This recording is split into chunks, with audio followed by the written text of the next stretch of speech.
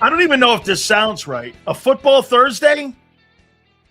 No. Well, if you're a Mid-America Conference team, I guess it's – or your Temple, I guess it's football Thursdays. You guys are used to playing on Thursday. So here we are, man. I mean, what are we now?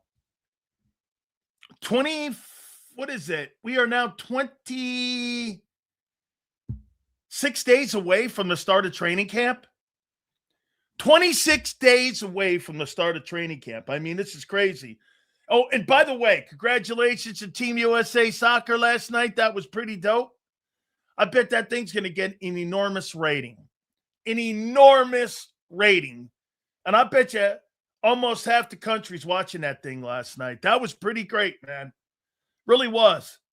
And US now, I think that's only the second time they move out of the knockout round and now into the Sweet 16. Hopefully getting into the Elite Eight, Final Four, then potentially making it to the championship game, which would be Super Bowl numbers. If that team ends up making it to the finals, you'll see Super Bowl numbers. Like, I don't know if you'll see 150 million people watching that thing, but you'll get about 100 and some odd million people checking that thing in globally. That thing was really great last night. It was entertaining. I'll tell you what, too, it's pretty damn good theater. I mean, that red card was indeed garbage. Reyes, you're right. Out of the gate here on a – oh, by the way, this is the last time you get your shots at Big Sills until next Tuesday. We're off Friday and Monday as we are in the end celebrating of our boy Zander's wedding as they're coming back from Italy. And we will see you on Tuesday, and then the true countdown begins for the start of the NFL season. I mean, we are right here. By the way, the Sixers get Jaylen Brown in a trade. I mean, hey, look, man, it's the Sixers and it's Josh Harris. It's a good move. I think the Sixers ended up, they send Paul George to Boston. And I don't know. I mean, look, I don't know really what that's going to mean when it comes to Joel Embiid, but we'll see. Maybe LeBron is enticed to go to Philadelphia. I doubt it. I think it's either Cleveland, Golden State, or it's Miami on where he ends up playing. I wouldn't be shocked if he goes back to Cleveland and ends it there. But, yeah, pretty good move, man, for a team that doesn't make any good moves. So you got the Sixers heading in the right direction, it seems, at least personnel-wise, especially under the new management. Bob Myers being on top of everything there. So we'll see with Jamar Nelson how that thing – by the way, we should get Jamar Nelson on. We're friends with that guy. And, I mean, Phil Martelli has been on my weekend TV show on Sports Grid a bunch of times.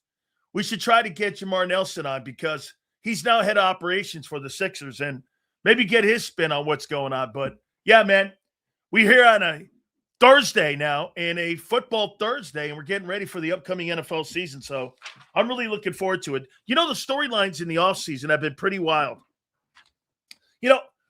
All the way from the bad ending in San Francisco to A.J. Brown's drama to what you guys did in the draft really threw everybody for a loop when you went after the two wideouts, really, Stowers and Lemon in the NFL draft. It's pretty wild what the offseason's been. Jonathan Grenard was a good sign. I think Tariq Woolen was also a good sign. Now we'll see what these guys end up doing as the payoff is now going to be in the fall.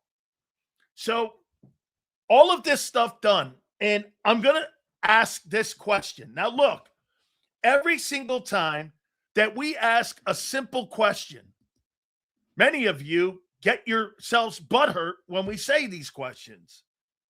They're simple questions. By the way, hit the like button. Supers go to the top. Thank you guys very much for supporting the show. All right. You tell me, aren't the Eagles in the same place they were a year ago, July 2nd?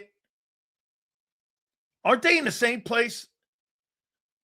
July 2nd, 2025, and July 2nd, 2026. Good afternoon to you, man. Well, here, let me lay it out. Okay? And minus A.J. Brown. I mean, first-year coordinator, Same questions being asked about, like, what this new coordinator is going to do.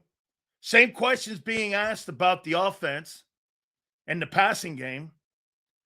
I mean, how are they not in the same place? What's different? Tell me this. What's different from a year ago?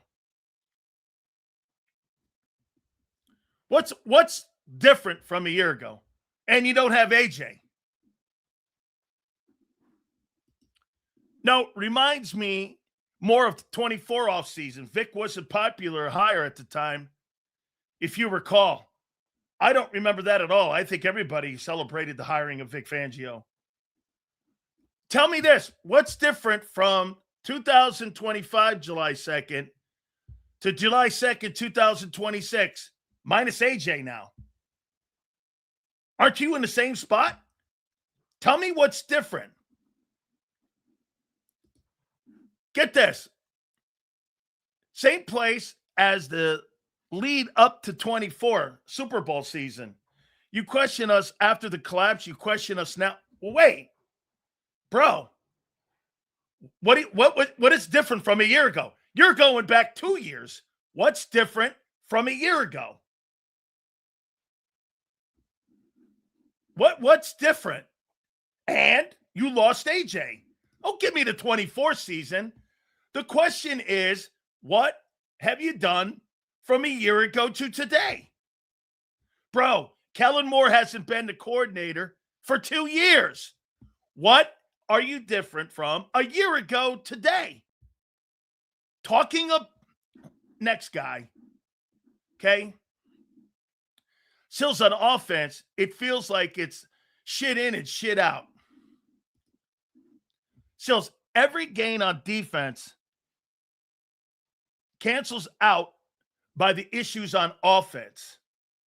Okay, listen, like I said, and Bob, you tell me, because you're never going to get a straight answers from the Eagle glazed donut dudes. What is different from last year heading into this year that you've corrected from last year? Now, this is not terrible. Locker room cancer's gone. More harmony. Okay. That's a start, dude. That's a start. Okay. At least the guy answered the question. Guy's giving me 2 years ago. I'm not asking you about 2 years ago. I'm asking you about a year ago from today. Today, a year ago. 1 calendar year. What are you going into this season? What is different from last year? I think you're in the same spot.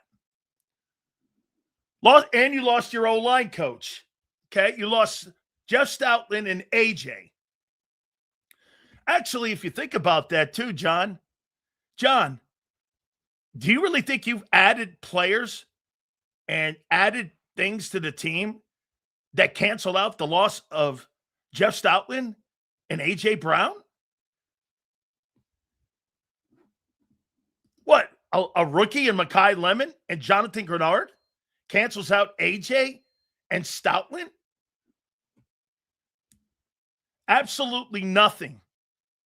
In fact, it's worse.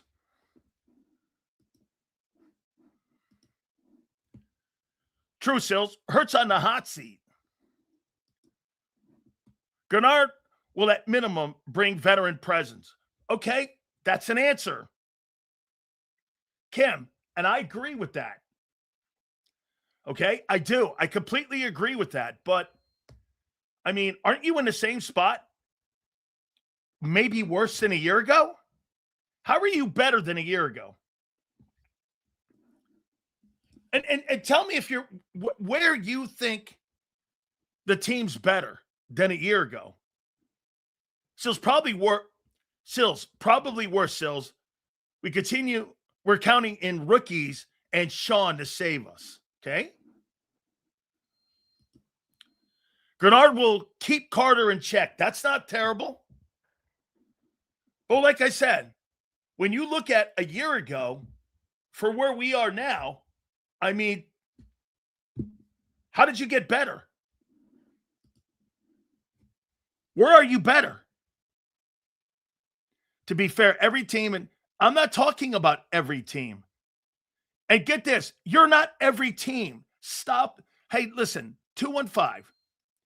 Okay, to be fair, every team is in the same spot every season. It's always an unknown until camp starts. Dude, you lost Jeff Stoutland and A.J. Brown, and you don't know what you've lost? Give me a break. That's fake news. We just got an upgrade for our offense from the pundits. Pundits, where are you better on offense than you were a year ago? The rookies are better now. How do you know that? We have a clear view of who can play. He had one practice, folks. And this guy says they've got a clear view on Mekhi Lemon when he had one practice. We got to upgrade. Where have you upgraded? On offense. M. Reyes says they upgraded on offense, losing AJ and Jeff Stoutland. Bro, you don't have an upgrade. Where is your upgrade? Get this. So Mekhi Lemon is more of an upgrade over AJ Brown? Wow. Dude, you're a fucking idiot, man. Hey, unreal. Landon Dan, we got to find a way to post 14-3, one game, so Eagles know you're a good team in a good conference, but you got a FB or something. Not sure what that means, brother. Okay. Where did you get where did Baldy say you have addition by subtraction that you're better at? Hollywood Brown over AJ? You think because you've got to get this, you don't throw to third wide receivers. Are you crazy? Where are you upgraded? Where have you upgraded on your offense this offseason? Where? On your offense, where did you upgrade? Where have you upgraded on offense? Sills wide receiver production was a problem. No heat on Aaron Moorhead. Yeah, well, where have you upgraded? Okay, where have you upgraded? Would Stowers be an upgrade over Cal? So you got an upgrade on your second team tight end. All right, maybe.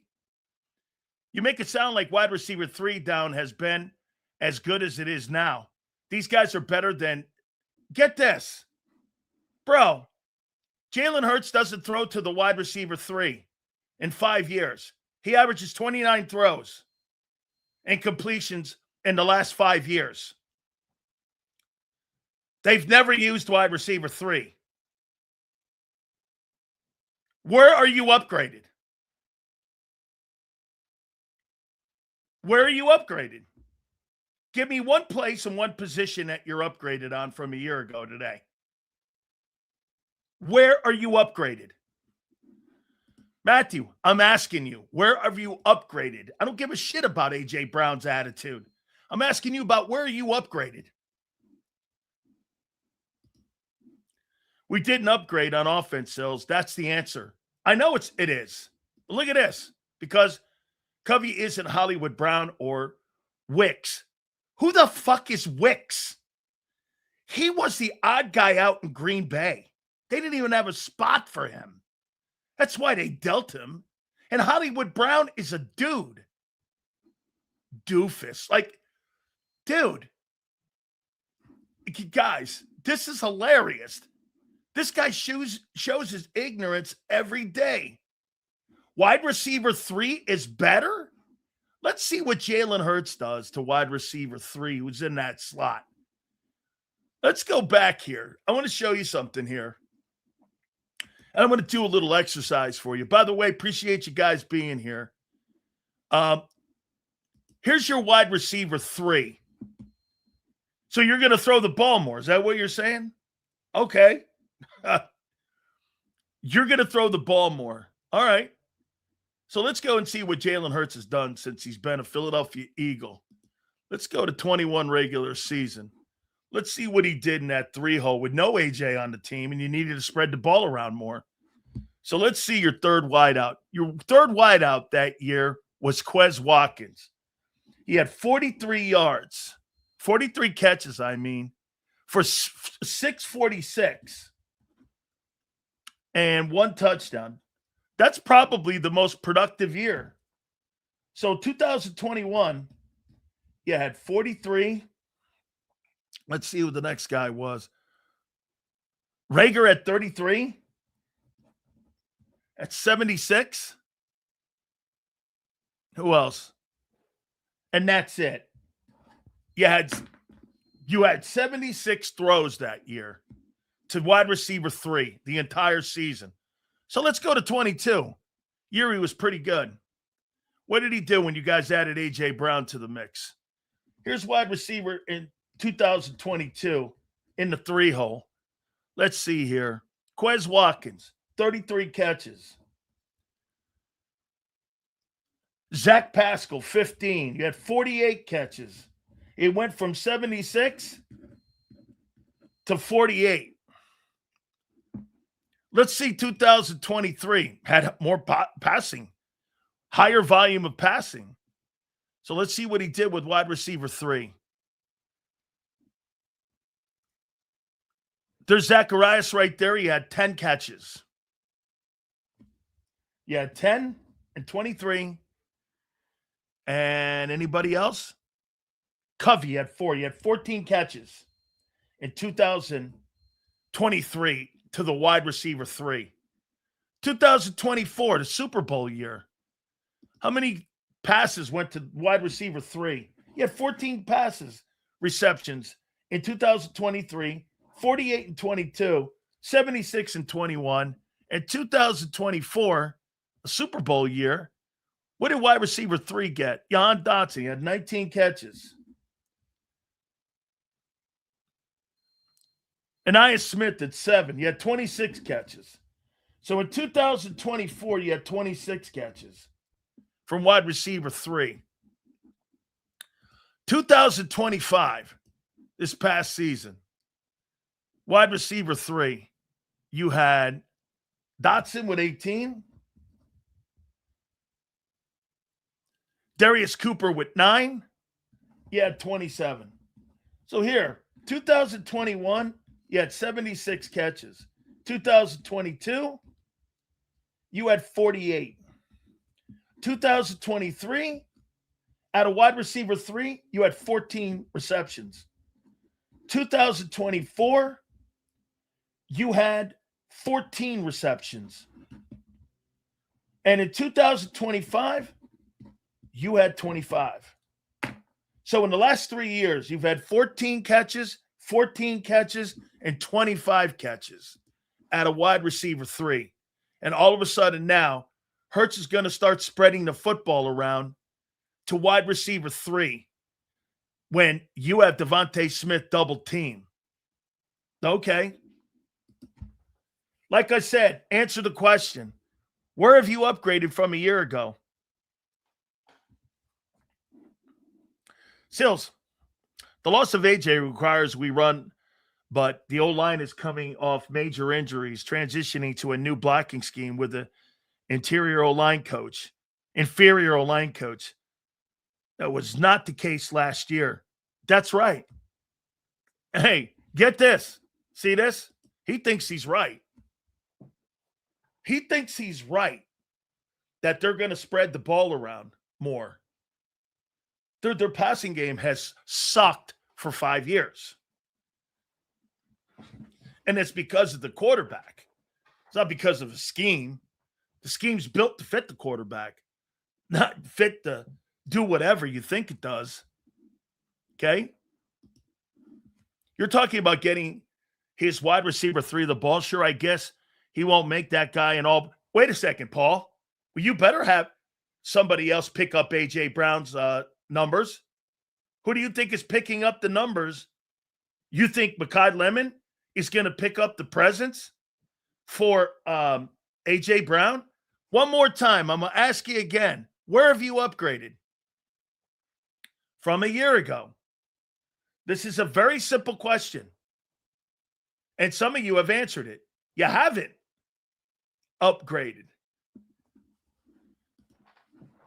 Sills, Hollywood Jackson Brown hasn't caught for 1,000 yards since the pandemic. If he couldn't put up a productive season with Reed and Mahomes, what's he going to do with Mannion and Hurts? I'll wait. Correct. Your wide receiver depth is an upgrade, deepest the room has ever been. These are all cast-off dudes, man. These are guys. These aren't frontline guys. Asking you again, where have you upgraded? Some of you think you've upgraded the wide receiver room. Okay, so you think that. All right. Noted. Receipts. Okay, no problem. We'll bring this up. So it's literally the only position you could say that we got better at was in the secondary with Woolen. Wide receiver, safety, O-line, older, definitely got worse. It's not that complicated. I love the Birds, but these people are homers. Correct. You see it, Khalid. And by the way, Khalid, you don't have a better roster today than you did a year ago. And my point this offseason has been to you, I think your offense is overrated. I think you see the names on the back of the jerseys and you still think they're those guys. Get this. So M. Reyes's upgrade is a guy that you had in the same spot a year ago. Like I said, guys, what have you done differently today that you didn't do in 2025? You're in the same place with Kevin Patullo too. An inexperienced offensive coordinator. Well, wait a minute. You don't know that Mannion is not going to be the same. Every guy you've hired that has been a first-time play caller in the Sirianni era has sucked. And so Mannion is going to be different, like we said yesterday.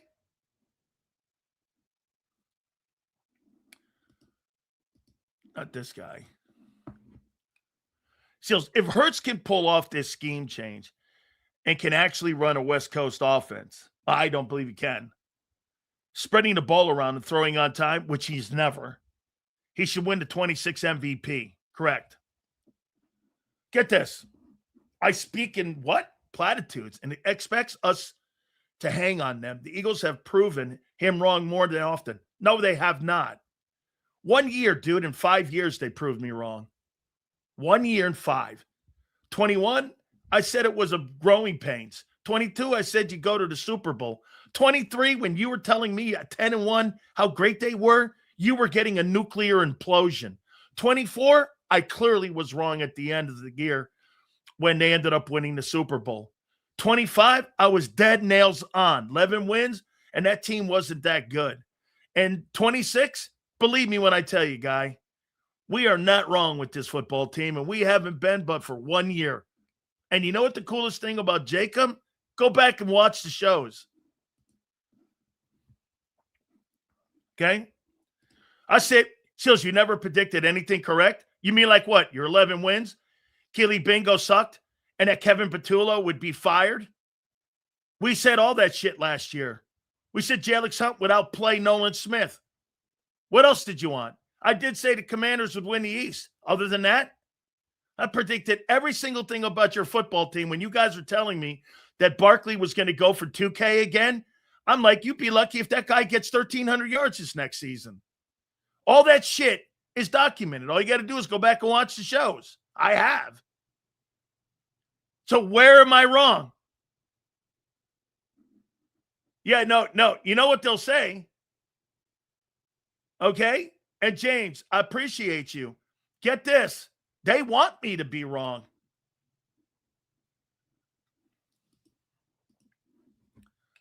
So have you all been collapsing since I was 10 years old? Dude, how can asking this question be I'm hating the birds? What have you done this year that is different from last year when you were on July 2nd, 2025? Where is the upgrade? And if you think, okay, and if you think that that's over the top and it's hate, how can that be hate asking a question like that? What have you done to get better?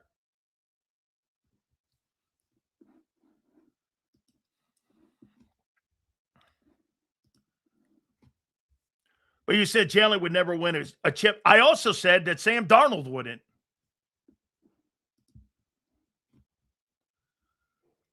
Eagle fans need to be honest about Hurts and stop thinking that a Super Bowl MVP covers multitudes of below-average passing performances.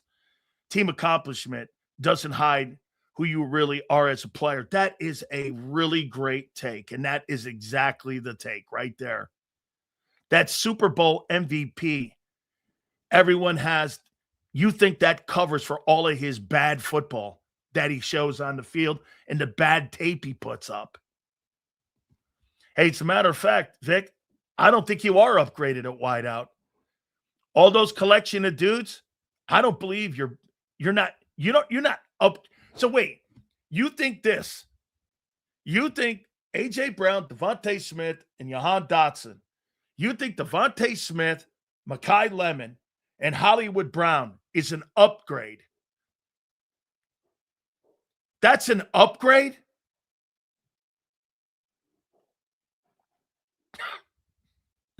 In what world is that an upgrade? What world is that an upgrade?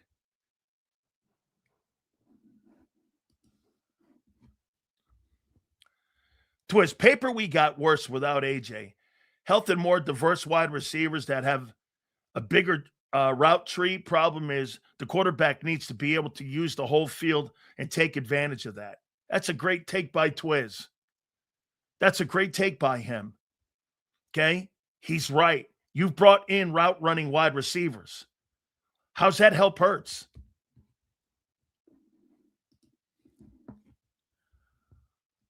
AJ's not on the decline. Wait a minute. Wait a second. Get this. So AJ is on the decline? How do you know it's the quarterback that's not on the decline? How do you know, dude? How do you know it's not the quarterback? So a guy who's on the decline just got a first-round pick, brought back to Philly, and he's on the decline? I'll bet you A.J. Brown gets 1,400 yards in New England this year. You want to bet? With Josh McDaniels? I bet that guy gets 1,400 yards. It seems that every Eagle that goes up to New England stars when they go, and it wouldn't shock me that guy puts up 1,400 yards with a pass-happy coach that throws the ball around. He looked slow last year? Well, if your quarterback threw on time, he wouldn't. Dude, okay, look at this. So AJ was the problem and not the quarterback. The quarterback is the least of my worries. Then that's why they're changing the entire offense, really? Get this here. Let me show you a glazed donut Eagle guy who's a Jalenite. The quarterback is the least of my worries. That's why they're changing the entire offense inside out. He's never missed the playoffs. He's never missed the playoffs. Hoss, you're lucky you got, get this, with that offense of a year ago, the guy who helped get you to the playoffs was Vic Fangio. Had nothing to do with your offense. Nothing to do with that offense. You led the league in 3 and outs. If it wasn't for that defense holding the water and carrying the mail, you're not going anywhere. I mean, you were the worst football team in 3 and outs in the pro football. Get this. Once again, you're obsessed with passing yards? It's laughable. Well, you should take that up with your coaching staff and your front office in what they're doing. Okay? And by the way, Joe Montana and Dan Marino, that was 35 years ago. Why don't you come into today's NFL, guy? It's a different league today. Back then, you could kill the quarterbacks. You know why those guys had low completion percentages? Because they were getting killed by LT and Reggie White. And you could put their shit in the dirt. And you could mug wideouts. And you could destroy people. Okay, defense didn't hold the water sills. They gave up long drives when the Eagles in the lead 3 of the 5 losses plus the playoff game. Yeah, because at the end of the year, they got worn out because the Philadelphia Eagle offense led the league in 3 and outs. It's the Chip Kelly factor. You know what killed Chip Kelly in the end? That guy wanted to run 87 plays like he was at Oregon and he had an 85-man roster. Well, when you get to the football league of the NFL, you got a 53-man roster. You can only go so deep. So when he kept trying to do all those plays and kept trying to have up-tempo football, it wore the defense out. And by the end of the year, the Philadelphia Eagle defense was in the blue tent the entire time, and the defense fell off the map. That's exactly what happened to Fangio's defense at the end in that 49er game. Okay, Joe says that's bullshit. Really? Well, if it wasn't for that defense finished 3rd or 11th in the NFL. They started out 38th. And they started weekly moving up and up and up. That offense was, dude, the Eagle offense led the National Football League in, what was it, 43? Saquon Barkley was 43 in yards per carry for a running back. The offensive line and the play of everybody, every single person in that offense had a down year. Why? Let me guess, because Patullo blew and that the defense couldn't do anything. Okay. Well, hey, at the end of the day, I never said that the Philadelphia Eagles defense was a great run-stopping defense. They finished 22nd. They're not that great stopping the run. And yet you turned around and you gave Jordan Davis $25 million for a team that couldn't stop the run last year. Every single time you got into a football game versus a team that could run the ball, they ran you over. Well, I never said you were good against the run. As a matter of fact, that's one of the weaknesses of Fangio's defense. Look at the team that could run the ball against the Eagles last year. Cowboys ran the ball effectively. The Chargers ran the ball effectively. The Bears, they ran the ball for almost 300 yards down your throat with a quarterback that had a 55% completion percentage for the entire season. Every single team that they had, I never said that football defensive team, you're the ones that keep telling me that defense is superstar. Well, when you ran into a physical team, they ran you over.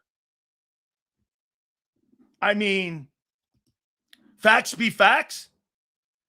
The defense, if people don't think the defense was the better part of the last 2 years, the offense in 24, outside of the run game, which you have to add, the offensive running game was spectacular. The passing game was 29th. The defense was number 1. As a matter of fact, what Fangio has done in the building with all these spare part pieces and rookies and first, here's another factor on that defensive football team too. Okay? You have one guy on that team that's gotten a contract extension that you guys drafted. One dude.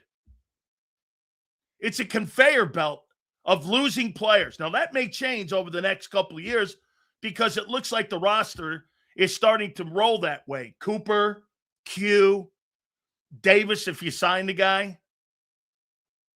That looks like it's going to change. So with that change, you're going to be subtracting offensive guys. Landon, Lane, Barkley.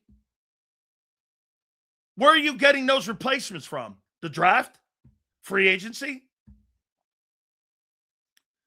You're going to find those guys to fit a scheme for a quarterback that doesn't throw West Coast style offense. Okay, we'll see. That's why I say 8 wins. Okay? This dude is confusing, says the pass game sucks. We changed the pass game. He says hold on. Your pass game, yes, I'll explain it to you, doofus. In 2021, your pass offense was 25th. In 2022, when they used the quarterback correctly with Steichen, you were 8th. When Brian Johnson got the team in 23, you were 18th. In 24, when Kellen Moore knew how to use Hurts or not use Hurts, they were 29th in passing. Last year, you were 25th. I don't know what else to say, guy. And now you're going to change the offense to completely do things this guy's never done, and that's sit back and read defenses. I mean, the reason that he's in shotgun almost the entire why? Hey, Bob, tell people this. Why do you think Jalen Hurts has played his entire career in shotgun? Why would a quarterback play his entire career in shotgun? Why do you think? And not turn his back to the defense. Why would you think that? It's a very simple thing. All defensive guys know this. Why do you think putting a guy in shotgun his entire career, not putting him under center? Okay? Why do you think that is? Why do you think they put him? Easier to see the field. That's clearly one of them. Okay? What else? It gives you more time to dissect and find your landmarks and see your coverages out there a little better. Gives you a better perspective on where you can see the pressure coming from also. Bro, when you're under center, you got to get to the line of scrimmage, and when they turn that thing off in your ear, you got to know where pressure's coming from, and you got to audible more out of plays because they're going to do – one of the things that Wink Martindale said, what did he say after the 23 season with Hurts? He said the one thing that really became evident was when he stopped running, it was the most predictable offense on the planet. That will not change if that quarterback does not run. It would change for Josh Allen. It would change for Lamar. When those guys' wheels go, those guys will not be the same guy. Those guys rely on moving around. You think Josh Allen is going to be a superstar player if Josh Allen stopped running? Hell no. Same thing with Lamar Jackson. Those guys all rely on moving around in the pocket and being able to create yards when there's no yards there. Or do you know what running quarterbacks, what that covers? You don't have to go to your third and fourth progression read. You could just take off and make plays. Okay? And like I said, audibling, Hurts has not done a lot of that.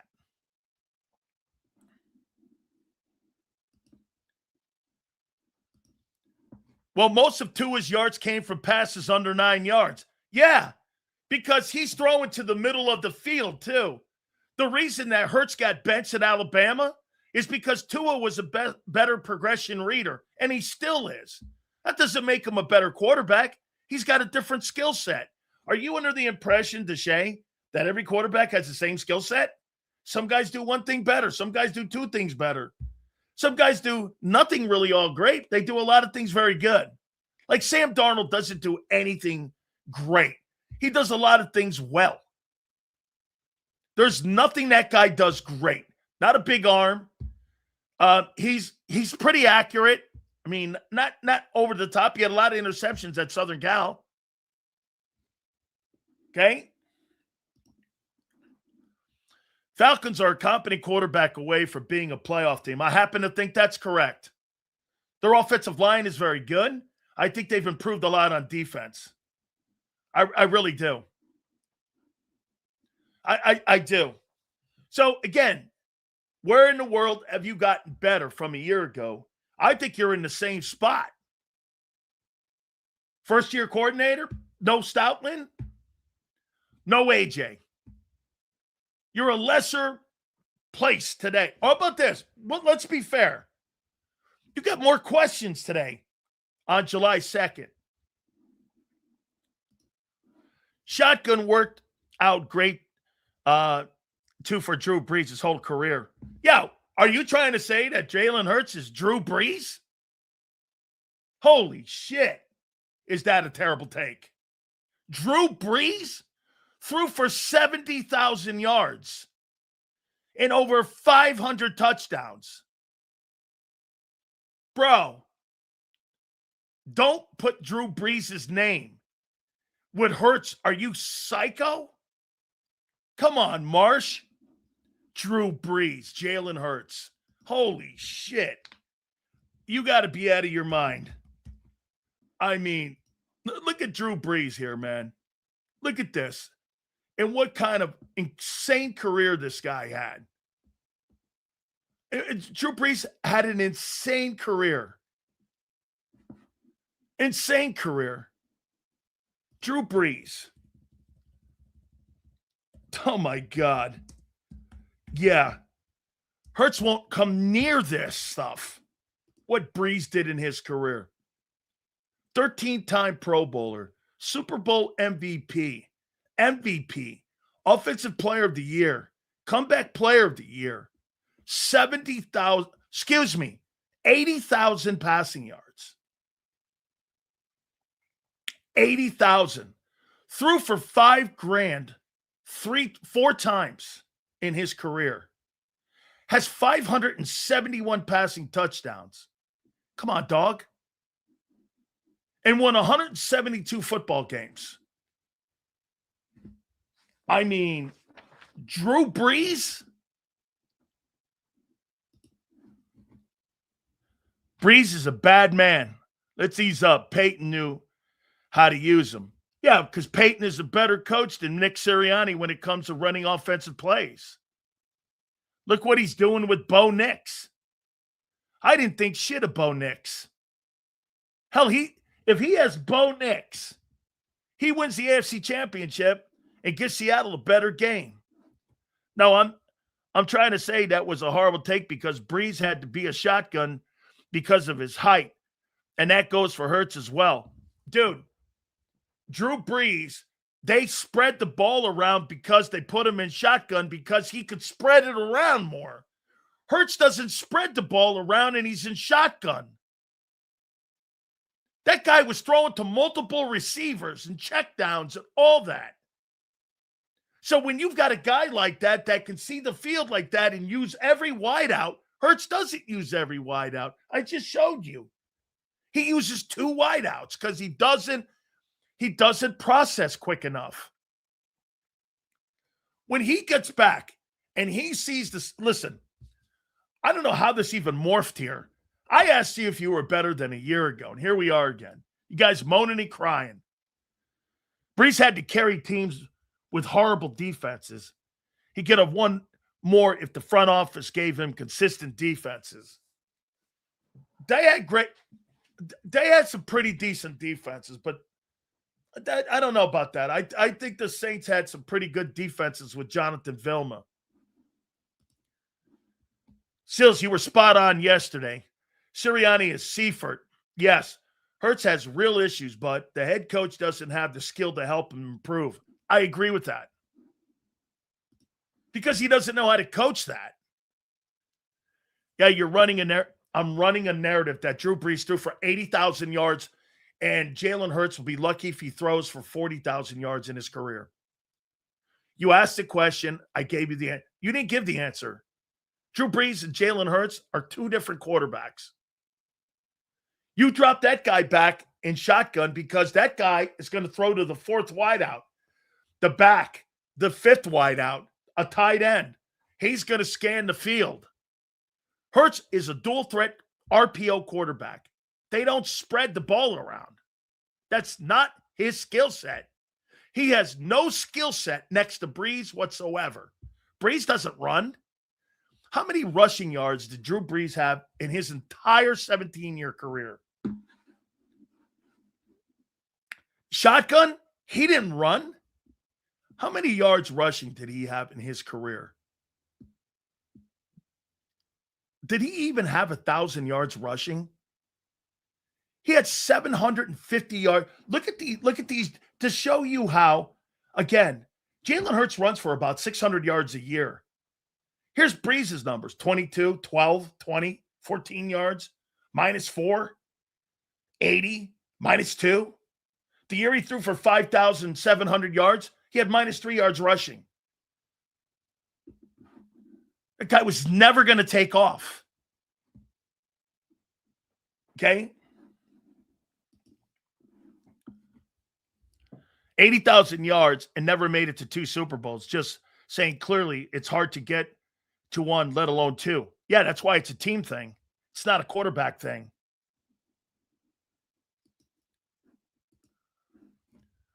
Organization wants to change the look and win sexy. This is where I do agree with Joe Krause. Why? I don't mind beating people up. The Eagles beat people up, and they don't like it now. I don't know why. Now you want to be a finesse offense? You ask why Hurts was fucking shotgun. I'm not comparing Breeze to Hurts, you moron. Okay. Well, again, one guy was put in shotgun for a completely different reason. The other guy's put in there because he can't read a defense. Breeze is put back there because he can read the entire field and the entire defense. There's 2 different skill set players there. Hurts can't read a defense. Breeze was put back there because it gave him more time to dissect and see where the landmarks were. And I'm telling you how you're looking at it going, well, if they put Breeze in shotgun, they put Hurts in shotgun. That's why, because they're short. True. What did Breeze do and what did he invent along with Russell Wilson? Those guys didn't drop 7 steps. They dropped 9 steps. Okay? They dropped 9 steps to give them a little bit more time. Let's see here. Kim, you said I missed your super. Let me go back here. I did? Let's see here if we can go back here. Where? Here it is, Kim.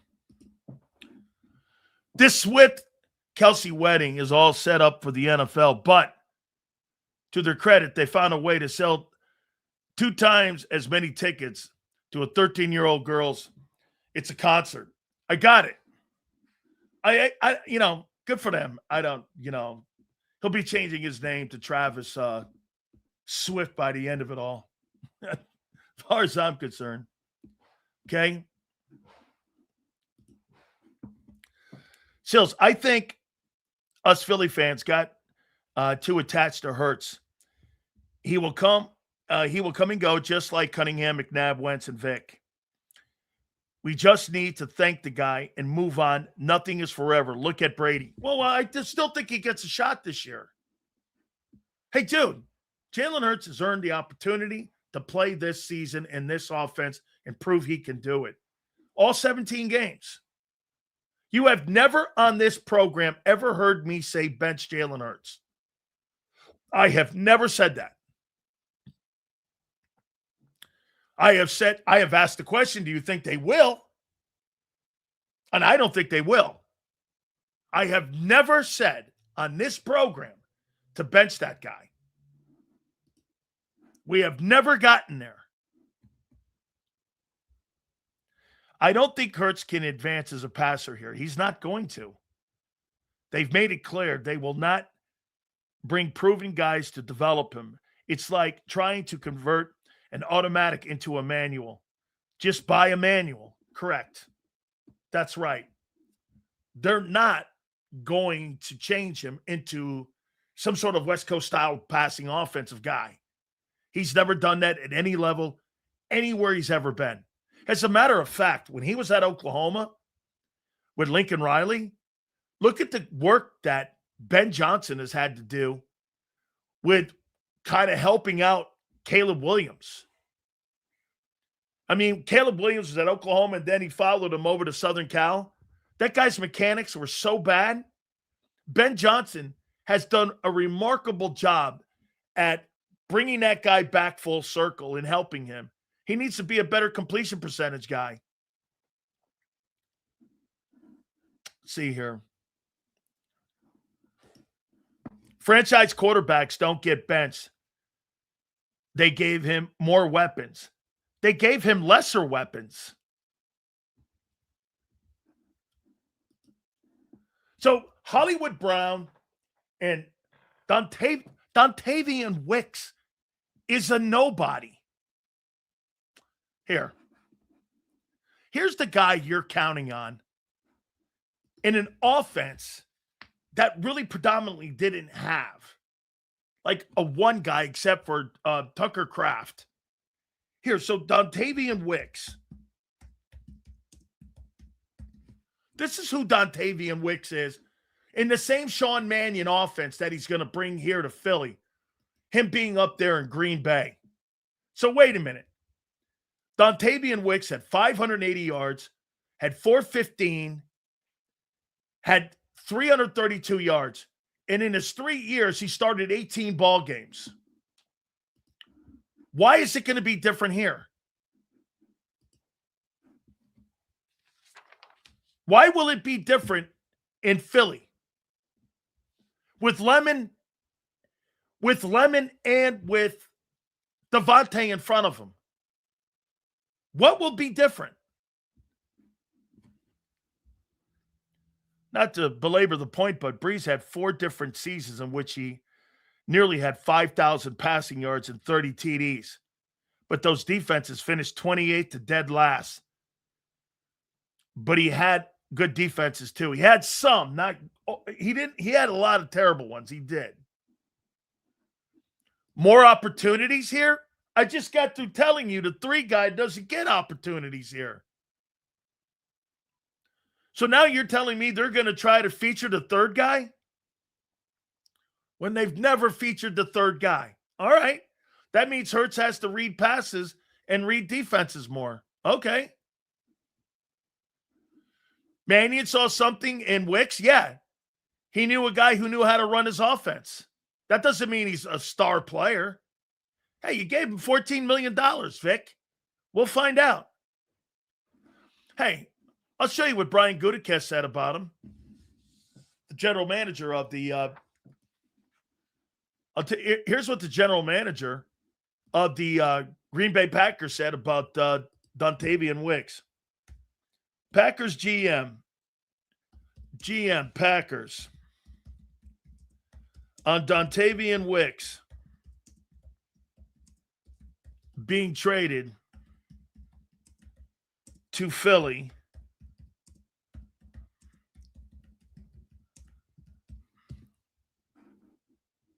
Here.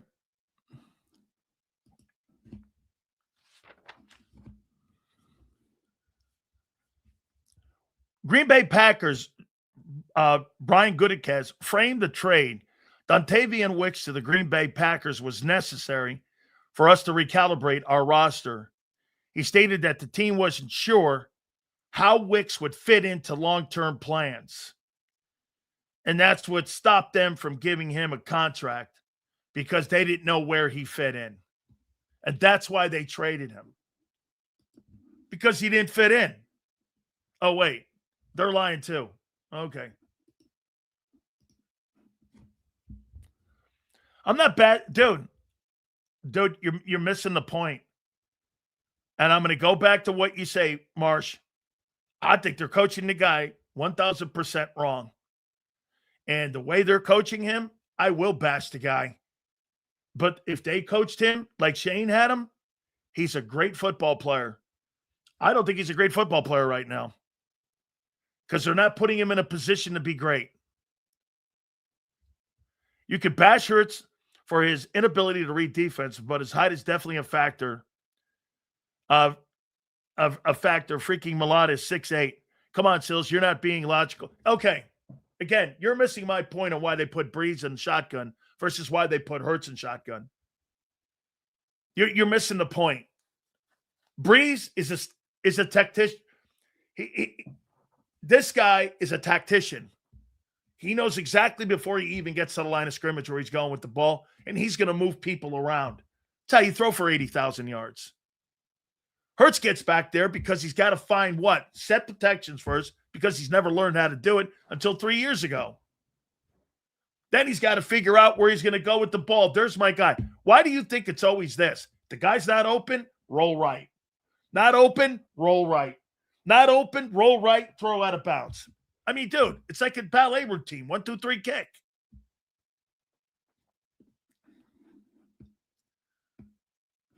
Okay. Let's see. Average Jalen will be benched for. I'm not a fan of that. I want him to have 7. He has earned the right to have 17 ball games. Prove that he can do this. Like I said, that guy's either going to make $63 million or they're going to move on from him. End of story. And guess what? Here on July 2nd, since a question we asked, how long ago? Almost an hour ago that you couldn't answer? Will be answered in 26. This will be answered. Finally. And get this. You're not going to have the excuses of Sean Mannion, Jeff Stoutland, Nick Sirianni, or any of that.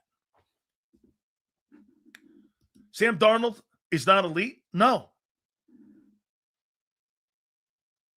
No. You don't have to be elite to get to a Super Bowl. You think Brock Purdy's elite? Or Jimmy Garoppolo? You think those guys are elite? Shit. Nick Foles. You think those guys are elite? They're not elite. Those aren't elite quarterbacks like Drew Brees. Those are good football players. Not elite. Absolutely. 1,000%.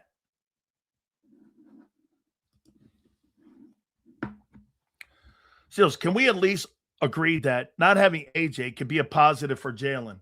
Yes.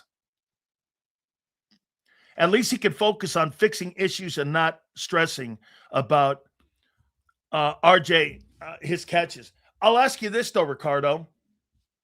That's a great comment by you. So let me ask you this, then.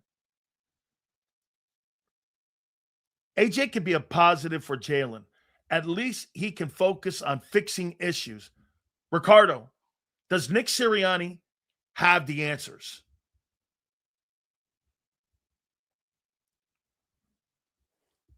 Does he have the answers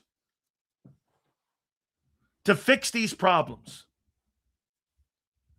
Do you think Nick has the answers to fix the problems in the passing game?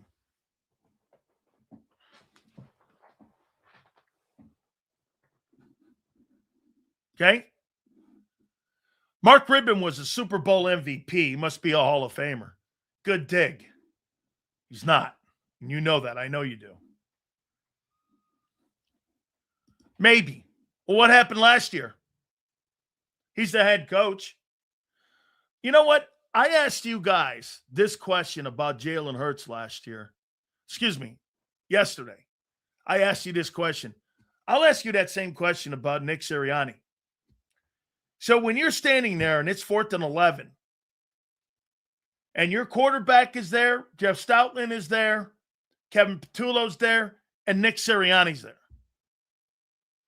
So when Kevin Petullo goes and calls that play that Hurts said he didn't call, Nick Sirianni just went like this. Okay, let's run it. Nick called that play, or at least okayed that play. If Kevin Petullo sucked that bad, Nick didn't override that play. Your season's on the line. It's 4th down. You're at home against a JV football team with 5 starters out on defense. Nick okayed that play, didn't overrule it. Sounds like to me like a lot of incompetent guys on that decision making. I mean, no.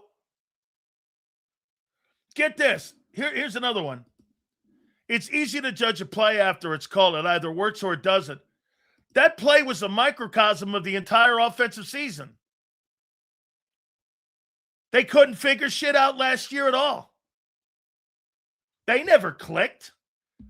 Minnesota, they had a game where it was kind of 3.5 quarters of football. Other than that, There wasn't like where the offense was clicking on all cylinders. And never for really a stretch. That was a microcosm of what went on last year offensively. Was that last play. And by the way, something drastically had to have taken place in the offseason for such a facelift conversation to even exist. So it wasn't just that one play. You didn't play your best all year. Dude, after the first 4 games of the year, like I call Liars Month, you were 500. Just because you start out, the Bucs were 6-2. They melted down. That wasn't really who the Bucs were. Tampa Bay Buccaneers started out 6-2. And then they fell apart at the end of the year. You were 7-7 at the end of the year after the first 4 games. You were a 500 football team.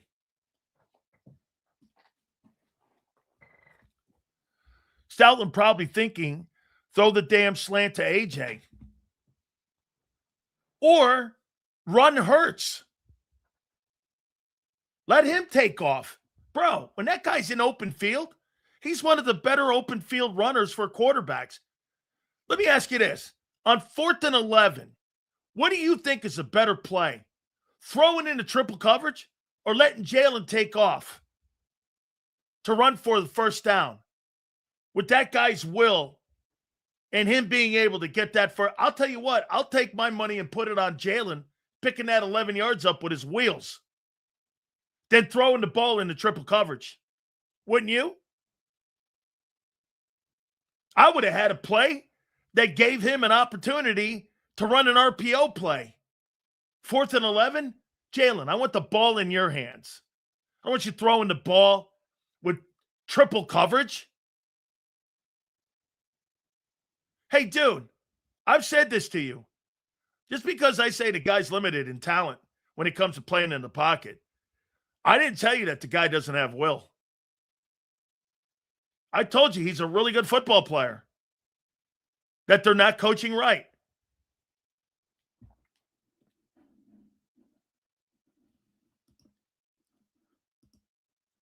He was atrocious running in that game.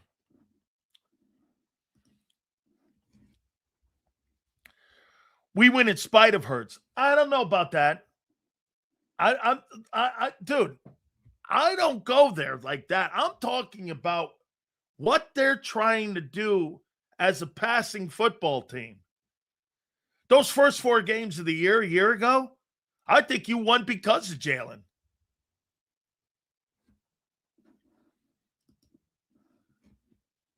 Yeah. Playmaker doesn't mean that he's skilled in the pocket, but playmaker could mean different things, dude. Okay? Jalen's legs helped us get to 2 Super Bowls. I completely agree with that. Get this. Again, here's people who don't take my word for it. Look at the optics. So 11 wins in the playoffs is bad in your book. No, take that up with your team. That's 50-18 in 4 years. Take it up with them and why they're changing and going a different course. You got the wrong guy, dude. I'm only commenting on what you're doing. Dude, here, folks, what you're not looking at is all the moves you've made. You hired a West Coast guy. You didn't hire an RPO offensive coordinator. He has no resemblance to Shane Steichen. As a matter of fact, he's completely different than Shane Steichen. You've brought in a mass amount of wide receivers compared to what you have in the last 5 years. Have you not? Yes. You traded up 3 spots to get Lemon to replace AJ, I guess. You went out and you signed Dontavian Wicks. All of those things that you have done, you're ignoring. Where did you Where have you added help in the run game? Where have you added help in the run game? To help Hurts out in the run game. Where? Hoping Landon's better and healthier? Okay. What else? What have you done to help the run game? By getting rid of AJ? Okay, hold on. Run game will be better. Based on what? An older group of guys? So listen to this. So you changed the blocking scheme where you led the NFL in rushing, and you had the number one offensive line for the last 5 years, and you changed the blocking scheme, and you got away from being number one. So wait a minute here. Get this. Like I showed you the other day, you were either number 1, number 3, number 5 in rushing, and you changed the rushing and the blocking scheme. For what? O-line has depth? Where? The kid Bell from Miami? He's a rookie. And he was taken in the 5th round. Where's your depth? Tyler Steen, a couple years ago, was your depth piece when you had Mekhi Becton and Landon as your guard. You think you're better now than you were in the Super Bowl year? Do you? Let me ask you this. You think you're deeper now in the O-line when you had Fred and Tyler Steen as your backups? Tyler Steen's a starter now. And he was a backup. But you think you're deeper now.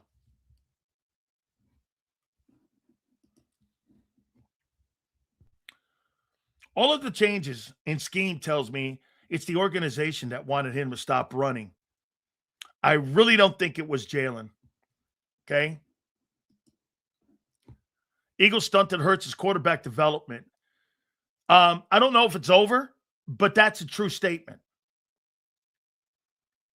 Okay? That is a true statement.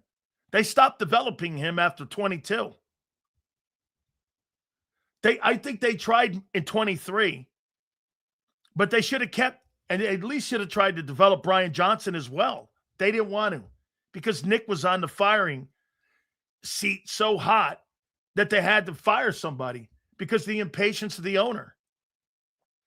I mean, dude, if you're going to develop somebody, you should have developed Brian Johnson. And Reyes goes, well, he doesn't have a job. Well, guess what? We go back to the same circle again. How are you better this year? Or I think you're in the same position you were a year ago, minus AJ, offensively. You're minus AJ, and you're in the same spot you were a year ago with an unproven OC. You haven't gotten better. You may have the room deeper at wideout. I agree. You're older in the O-line, and Barkley is in it also a huge year of his career. Barkley's either going to bounce back also, or he's going to go the other way. You never know with running backs. One day it's over. I don't know. Last year, I mean, if you're going to blame the entire offensive line on his production, so be it. He doesn't have excuses either this year. And if you go back and tell me this, well, Sills, the offensive line won't be healthy this year either. How are you going to be successful? No matter who your quarterback is. I don't care if you have Patrick Mahomes. If that old line doesn't play remotely better, you're not winning anything. All right, next topic. You couldn't answer that question. You know, I will say this. You know, looking at your defense, the one thing that I will say, I got to tell you, man, one of the greatest moves that Howie Roseman has made. And I don't know, getting Barkley and bringing AJ in a trade. I got to tell you, this Zach Bond signing, putting him in off ball, they initially brought him in to be an edge rusher. I got to tell you, that's got to be one of his greatest moves. This guy might be the most underrated linebacker in all of pro football, not just on the Eagle team. Zach Bond is so underrated. Watch him play in open space. I watched a couple games last night of the Eagles that I was watching, and I was texting back and forth with Baldy, who we've had a bunch of times on the program. And I got to tell you, man, this Zach Bond, he is some football player, dude. He really is. He is just some football player. And for them to find that guy, I don't know how many years he was on that New Orleans Saints roster, but that dude was insane. And he's been crazy great. Okay? Crazy great. Just such a great football player. And I will agree with this. We are deep at wide receiver. Yeah, but I think you're lesser of a wide receiver room than you were a year ago. Running back, I don't think you're deep at all. I think you're okay, not great. Linebacker, I think you're incredibly deep. He's a playmaker, man. He's a really good player. Probably Zach's last year in Philly. Well, that'd be a crime. I'll tell you what there, RC. Before you say that, you better watch your boy John Campbell play. Kyle, he was there for 4 years on the bench and special teams. Woo, man. Okay. Hey, listen to this right here. AJ will bring down the Patriot wide receiver room. And AJ Brown's 4 years in Philly, they were 50-18. They went to 2 Super Bowls. They won it. He made All-Pro. He made the Pro Bowl just about every year in Philly, and they had the winningest time in a 4-year period of any time since the Super Bowl era began. That's how much he'll bring the room down.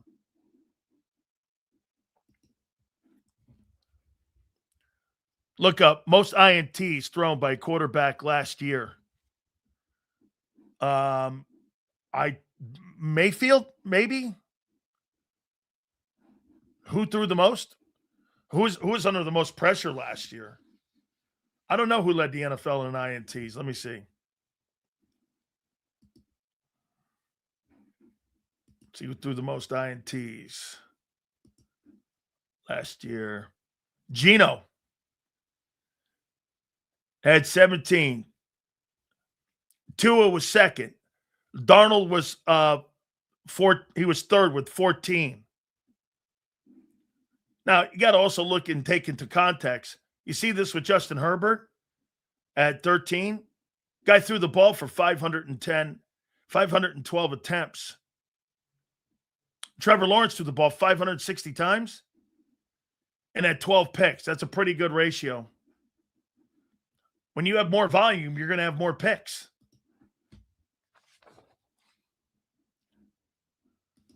Agreed. Anybody who says that A.J. Brown's not going to go up there, okay, get this. Guys, A.J. Brown's going to go there and get 1,500 yards. So let's be honest. I haven't seen a linebacker like Bond since Harrison. He was cut 4 or 5 times and didn't start till he was 27. Isn't that James Harrison story crazy? Baltimore cut him. Pittsburgh cut him. He went to the World League that I played in. And then he gets a shot in Pittsburgh. And the guy turns out to be a Hall of Fame player. I mean, right? So let's take a look at this. 6 wins. How many times in the last 25 years has the New England Patriots had 6 wins? Patriots, year by year. Let's take a look at that. Let's go back to 94, actually, since Krause owned the team. So 94, let's take a look at how many times they've had actually 6-win seasons since Kraft owned the team in 94. So let's take a look. 95, 1.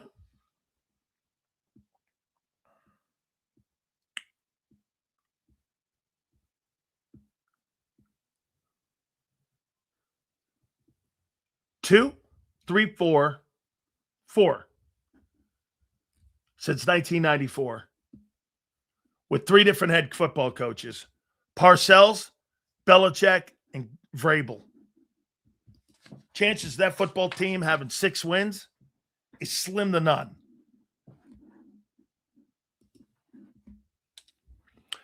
Patriots fixed their O-line and added weapons. They will not be a 6-win team. Schedule's tougher, okay? I say they dropped down from that 14 wins they had a year ago. Let me see where they are here. I would say this. Patriots aren't going 14-3. But they play in the AFC least. They're going to get 2 wins by the Jets and the Dolphins. So there's 4 wins right there. They'll split with the Bills. So that's 5 wins. They'll have 5 wins in that division alone because the AFC East stinks.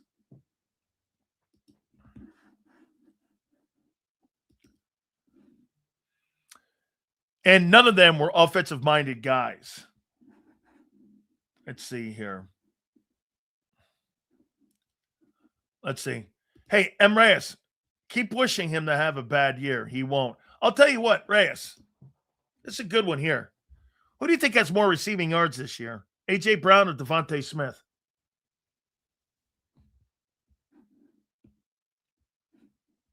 Who do you think has more receiving yards?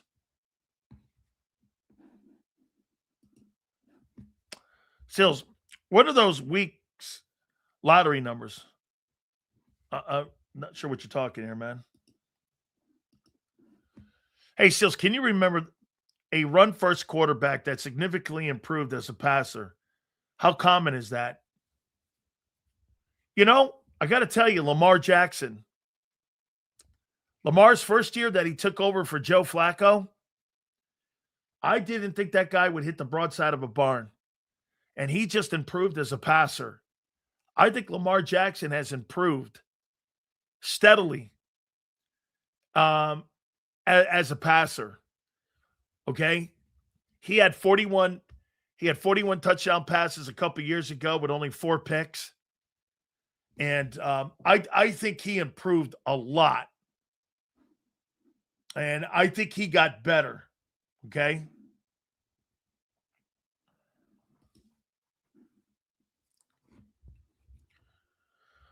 Man, Sells, that AJ hate real. You got to move on, dude. Wanted to go elsewhere. And so be it. We lost Shady and won, so we'll be fine. You got to chill on the hate and slander. I mean, no, that's common for fans. When a guy doesn't want to be here any longer, he doesn't want to play with the quarterback. And you know what? Everybody had a hard time saying that. A.J. Brown didn't want to play with Jalen Hurts. It's not that he didn't like him. That's got nothing to do with it. I'm sure he loved him. I'm sure he really liked him. He just didn't want to play with his style. There's nothing wrong saying that. There's a lot of guys who like players in the league, but don't want to play with them. There's nothing wrong with that. Lamar Jackson won MVPs with no true alpha receiver. I'll say it one more time. I think that Jalen Hurts sees the game a little slower than what Lamar Jackson does. And that's one of the assets he has that's better. Okay? No, he's not. As a skill, no. But I think Jalen's more patient in ball games. I think Lamar Jackson gets frustrated in games a lot. Then I think he presses. Okay, he presses, but he's a spectacular. Here. So CBS did this. By the way, appreciate you guys. So CBS came out, let me see, came out either today or yesterday. And they ranked in tiers. Here's the headline. Ranking the NFL starting quarterbacks by tiers ahead of the 26th season. The NFL has never had more quarterback talent, but the gap between the league's elite rising stars and stopgap starters remains as fascinating as ever. And here's who CBS said are your top 5 tier 1 quarterbacks. Matthew Stafford. Stafford joined the elite by virtue of his NFL 2025 MVP season. The award also about solidified Stafford's future as a Hall of Famer. A second Super Bowl win would be another feather in his cap. Patrick Mahomes.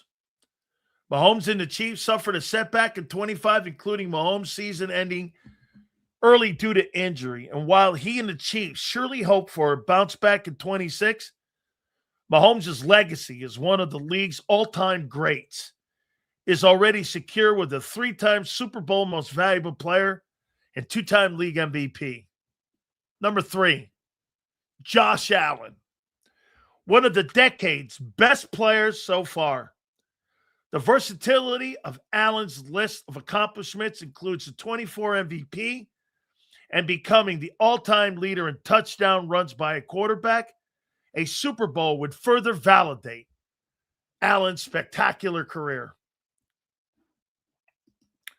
These are the top tier quarterbacks according to CBS. There's 5 of them. Lamar Jackson. If there is a quarterback hierarchy this decade, it starts with Mahomes, with Jackson and Allen vying for second place. Jackson is a 2-time league MVP and the most prolific running quarterback in league history. His career passer rating is tied for the league's all-time best. He is one of the best quarterbacks who has ever played in pro football. Joe Burrow. Burrow is probably as good as the aforementioned players, but injuries prevent him from receiving similar accolades. Now healthy, Burrow has lofty goals for himself in the upcoming season. So the 5 quarterbacks, according to CBS, that are the 5-tier guys, Stafford, Mahomes, Allen, Lamar, and Burrow. Those are your elite quarterbacks in pro football. I agree with that list. Here's tier 2. Borderline stars. There's 12 of them. Hurts is in here. Hurts, despite his status as a Super Bowl MVP, along with being a linchpin behind one of the most successful, albeit controversial plays in NFL history, is seldom mentioned among the game's elite quarterbacks. Okay? That would have to change if he gets back to another Super Bowl. If Hurts brings the Eagles back to the big game with a new receiving core and no AJ, it will solidify Jalen Hurts. That's actually a really great topic. No AJ? Hurts will never. I'll tell you what. That's actually a pretty good comment there, because if Jalen could do and go and win 11 games, as a matter of fact, he's never won 11 games without. Has he? Yeah, he has. 22. AJ wasn't. Was 22? Was he on the team? Yeah, he was. Hurts has never won more than 9 ball games without AJ. Is that right? Kyle, am I right when I say that? He's never won more than 9 ball games without AJ Brown on the field. Is that correct? I'd have to look that up. Is that right? Is that a right number? He's never won more than 9 without A.J. Brown. As a matter of fact, when A.J. wasn't on the field in that Tampa game, too, they lost that playoff game, too, right? Okay? So, here's the guys that are in this tier, too. Hurts, Sam Darnold, Caleb Williams, Bo Nix, Jaden Daniels, Jared Goff, Brock Purdy, Jordan Love, Justin Herbert, Dak Prescott, Drake May, Trevor Lawrence. The tier 3 guys, there's 4. Jackson Dart, Tyler Slaw, Cam Ward, Malik Willis, Aaron Rodgers, because he's 44. How old is Rodgers? Rodgers got to be 43 years old. Daniel Jones, Baker Mayfield.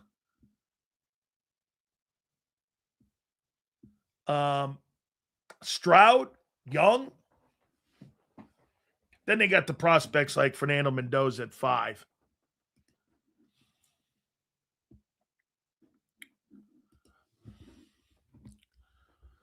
This is why I say you're not going to see any more dynasties. You see the same in the NBA. When you win championships, you're going to lose your players over money, and you're going to have to retool, and you're going to lose coaches. Why was Lamar able to improve and not Hurts? Great question. Great question. Great question. That's a great question. Okay. Let's look at this.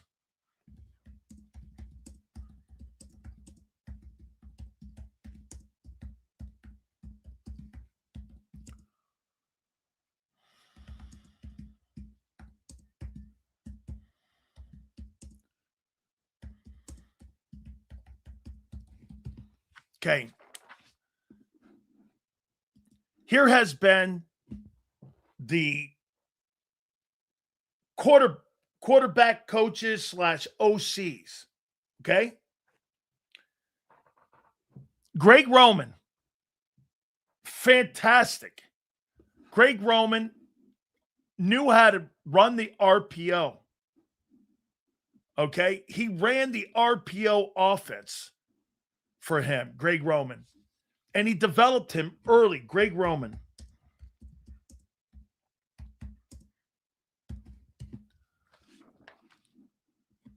Greg Roman serves as the senior offensive assistant, joining the franchise following a 2-year stint with Jim Harbaugh. He was with the Baltimore Ravens. Guys, Greg Roman is now with who as an offensive coordinator? Dannon, where is he with now? What quarterback is he dealing with as an assistant? Where's Greg Roman? Senior offensive assistant for the New York Giants. What quarterback is he working with that resembles a little bit of what quarterback in the NFL? Okay. Greg Roman has worked with a multiple guy that runs and with being able to throw the ball. It's Jackson Dart. It's like Josh Allen a little bit. So Greg Roman got him an MVP award. So you brought in a guy to help Jackson Dart. Look what John Harbaugh did. John Harbaugh went out and got coaches to help Jackson Dart to his skill set look like Lamar Jackson, because that's how he plays. So think about it, Dannon. How are you going to develop Jalen Hurts with Sean Mannion? Greg Roman was the hire. The Eagles should have hired Greg Roman. He was out there. They could have brought Greg Roman in, and he could have coached that player because that's the skill set that coach has on coaching that style of player. That's right. That's a testimony to Harbaugh constructing a staff and putting a staff together that fits the skill set of the quarterback. If you have a drop back quarterback, you hire a drop back coordinator. If you got a guy that spreads the football around, like a Mike McDaniel, you put him with Justin Herbert. You don't hire Sean Mannion, who's a spread offense West Coast dude, and put him with Jalen Hurts. That makes no sense. That's why Lamar's been able to be developed. Because here, look who the second guy was. The second guy that they brought in was Todd Monken. And Todd Monken was the guy that did the same thing. Here, let me give you another one here.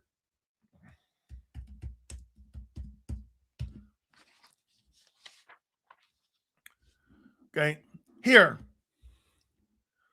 Greg Roman is a veteran NFL coach, well known for operating a run-heavy gap scheme offense that heavily features RPO offense, zone reads, heavy sets, establishing physical dominance at the line of scrimmage. That's Philadelphia. You should have hired Todd Monken or Greg Roman as your OC. Why did you even interview those dudes? You didn't even interview those guys. Now, I get Monken got the Cleveland job, but you didn't even develop them. You didn't even call those guys. You hired a guy who's never freaking coached. I mean, do you see? So you brought Monken in because why? Deshaun Watson is a dual threat guy to run when healthy. And they're going to do that with Sanders if he can play. They brought in a coach to help those style of play. The Dylan Gabriel kid they got on the bench too, he's a dual threat kid. That kid from Oregon, UCF or wherever the hell, he's been all over the place. Okay, get this. Those coordinators were all hired to fit the quarterback's skill. Sean Mannion has nothing in common with Jalen Hurts. Nothing. Let me read you this again. Here's Greg Roman, who's now an assistant in New York to try to help Jackson Dart, who has the same skill set as Hurts. I'm not telling you he's the same player as Allen or Hurts or Lamar, but they're an RPO guy. Greg Roman is a veteran and has operated a run-heavy gap scheme offense that heavily features RPO run-pass options and zone reads. That's the guy that should have been your OC. For whatever reason, they never interviewed him. Why wouldn't you interview a guy that fits the quarterback? John Harbaugh's just hired him. All right. Hey, guy. Again, like I said. Hold on here. Serious question. I'm new to this channel. This guy.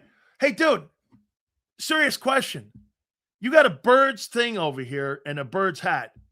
If you don't like how we're talking, there's a lot of lame-ass shows in Philly that you can watch that will kiss your ass and drag your knees around, and you can sit there and do kumbaya. This ain't for everybody. We give you objective talk here, and if you don't like it, sunshine, this ain't the place for you.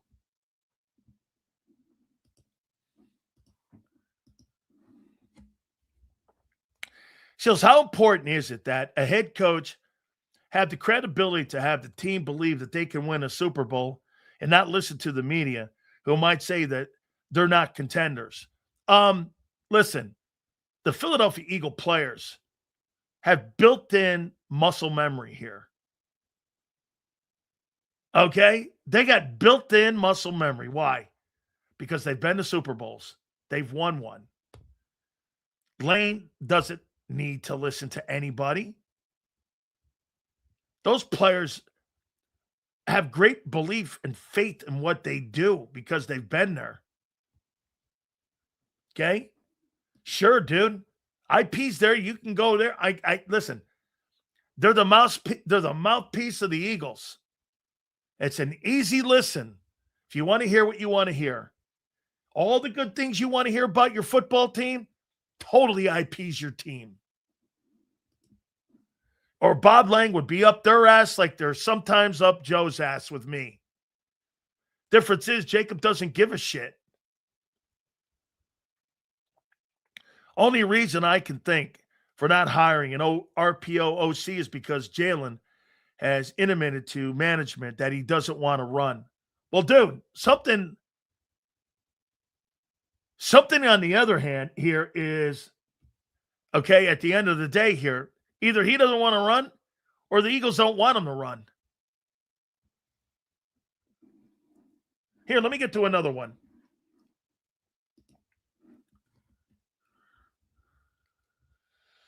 Okay, here. WIP's objective. They don't give unnecessary glaze. You hate the Eagles for no. Bro, I hate Nazis. I don't hate anybody. You only hear that because that's what you think you hear.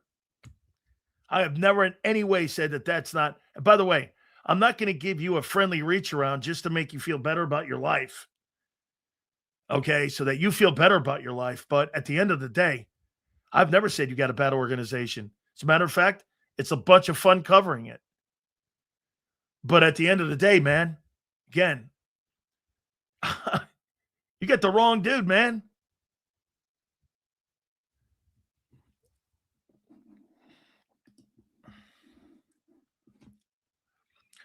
Twist, I tried to support him after 22, but I'm done with him. I hope he does, but I'm not optimistic. Got season tickets this year, so I hope they ball out. Hey, Notorious, so do I. Hey, Notorious, I'm not rooting for you to fail. I'm not rooting for you to fail. Okay? I'm not. Dude, I don't know. You've never heard me say, I hope you lose. You've only heard me say, I think you're going to win 8 ball games because of the path you're on. That's not hate. That's a call to prediction. I'm not worried about AJ leaving. My biggest concern is what this offense looks like. I don't want another rebrand KP offense. Let's find out about Jalen. Okay?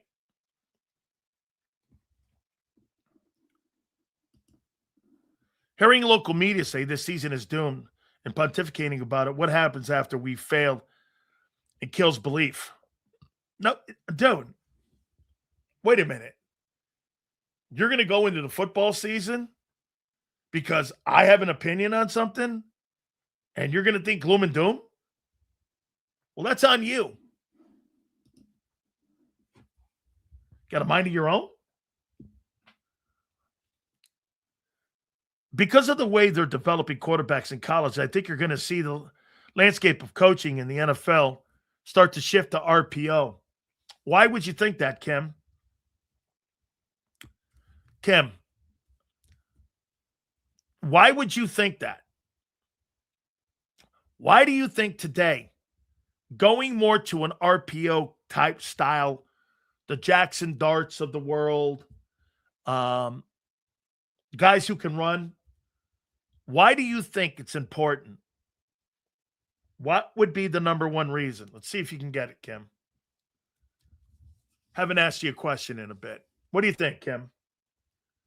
Why is it important to have an RPO quarterback in today's NFL that can move around? What do you think?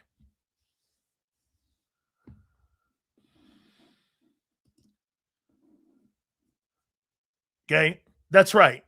Nobody likes the Arizona Cardinals. RPO is harder to run with the rule change. Illegal man downfield is true.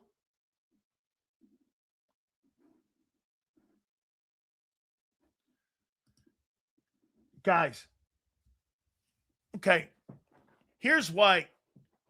So, most teams, what is the one position that you see a lot of turnover in the NFL once you start getting salary cap issues? What's the one area of your football team that you see offensive coaches and defensive coaches have to make tough decisions on? What's the one position that has turnover every year? What is it? It's your O-line. It's your offensive line. More teams lose players in their O-line every year. The one thing that the Eagles have been able to do, remember, you created a revolving door at right guard. This is the first time in 5 years that the Eagles have a right guard coming back. That's 2 years in a row with the same player, Tyler Steen. It's the first time you've had that. Every single year since 21, you've had a different right guard to 2025. Isaac Seumalo, Cam Jurgens, Mekhi Becton, Tyler Steen, and now Tyler Steen again. It's the first time that revolving right guard that the Eagles have had. It's the first time you're bringing that guy back. And actually, it's the first time you're bringing back the entire O-line intact. That doesn't happen around the league. So what happens when you have a quarterback that's sitting back there and you lose personnel in your offensive line? If you got a drop back quarterback, he's getting murdered. The biggest position of millionaires is offensive line. Why? There's 5 of them. Plus your backups. 5 starting offensive linemen. That's the biggest group of millionaires. Well, look, $28 million Lane, $25 million with Malata, $20 million with Landon, $20 million with Cam. I mean, you got 4 guys in that line making over $20 million. It's the biggest collection of millionaires that you have. Your wide receiving group, you have 2 guys over 25. In your offensive line, you got 4 guys making over 20. So that's the position most of the time you lose players in free agency. So you've got to have a quarterback that can move out of trouble, cover some of your holes in your defense or your offensive line. If you look at Mahomes a year ago, I think one of the biggest issues that Kansas City had a year ago was that their offensive line had holes all over it. That's why he was like their second leading rusher last year. He had over 600 yards rushing. It's because he was running for his life and why he ended up getting hurt in the end. When you see 600 yards rushing in Kansas City had issues in their O-line. And if they didn't fix that, Kansas City's going to be in the same boat. It all comes down to protecting Patrick Mahomes in Kansas City. If they can protect him, they'll be back in the conversation. If they can't protect him, they're going to be back where they were a year ago. I mean, dude, they didn't do anything to upgrade that offense. Rashee Rice. Who else? Xavier Worthy. An older Kelsey. Come on, man. What did they do to improve their team? Like where?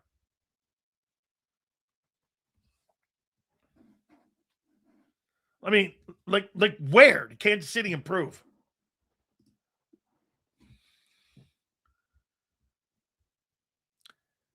Seals, be honest, when they traded up, I thought they were taking. I did too, the kid from UM.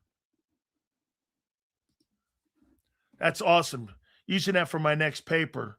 Sorry, still stealing. It's all good. No, well, again, that's why in Kim, in college, the reason why you have a lot of mobile quarterbacks in college, like the Trinidad Chamberlains of the world, and that you want those guys being able to move around, the transfer portal is now helping a lot of the number one place you go for transfer portal, you go for O-line and D-line. That's where all these big programs are. They're going for the offensive line and they're going for the defensive line in the portal. Skilled guys? You mean to tell me there's not skilled guys in Texas or in Florida or in Ohio or New Jersey or Pennsylvania? The skilled guys are everywhere. Finding those offensive line and those skilled offensive linemen and those veteran offensive linemen, that's why people go into the transfer portal. Got to protect your quarterback. And the fastest way to protect your quarterback is a moving and mobile quarterback. That's why the college game, you're seeing more of that. Guys getting out in space, being able to run, because they don't have 5 great old linemen. Shit, no NFL team has. The Eagles have been so fortunate over the years to be able to have 3 to 4 guys that have been really good. Dude, you don't see that in the era of free agency. Remember, during that salary cap or non-salary cap era, Jimmy Johnson building that O-line, they didn't have free agency. You're able to keep Eric Williams and Larry Allen and shit like that.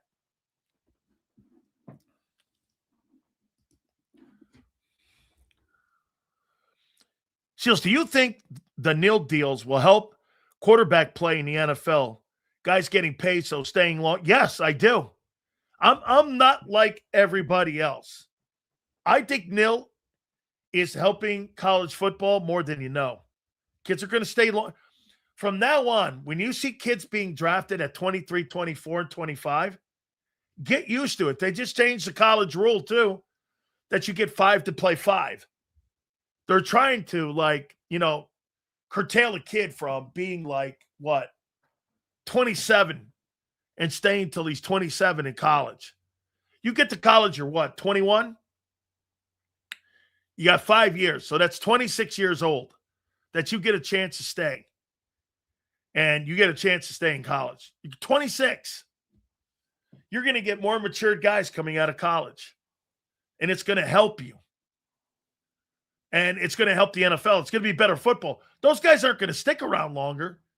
10 years, you're 36. Most likely, you're not going to see 10-year careers because most of the guys are going to stay in college. Why wouldn't I stay in college? I would stay in college, making $1.5 million a year at Vanderbilt. I mean, why wouldn't I?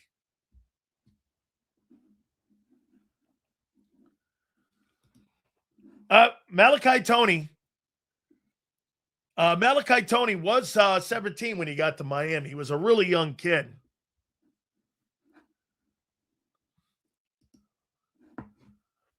The first wild card game is understandable, but the other 2 he was favored to win and choked.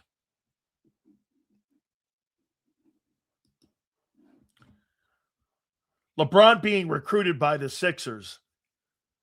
I'll say it again. Cleveland, Golden State, or Miami.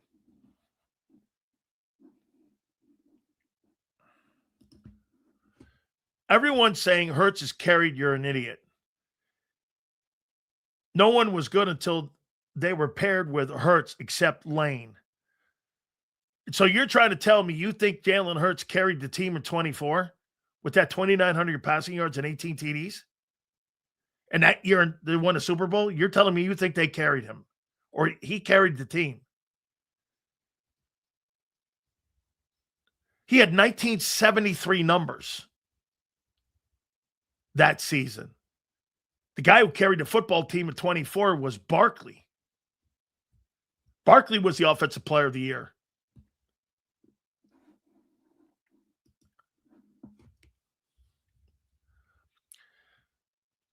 Jason, I remember I was in running backs chat when I was on vacation the night PG was signed the next morning. Paul George? Let's see here. Here, let me. This is kind of a really bad take here. Jalen has been a starter in college and pro for 8 years, 3 different programs, and has never missed the playoffs in any one of them, and was benched in one of them because you know why? They had a first-round quarterback behind him.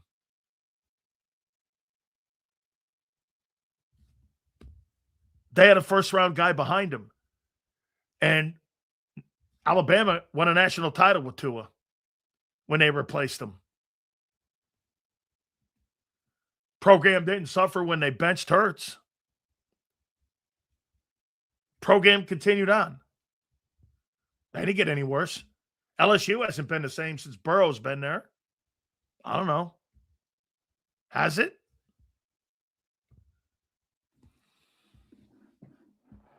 I mean, Alabama won 3 more national titles after he left. And when he was there. And forced him to transfer.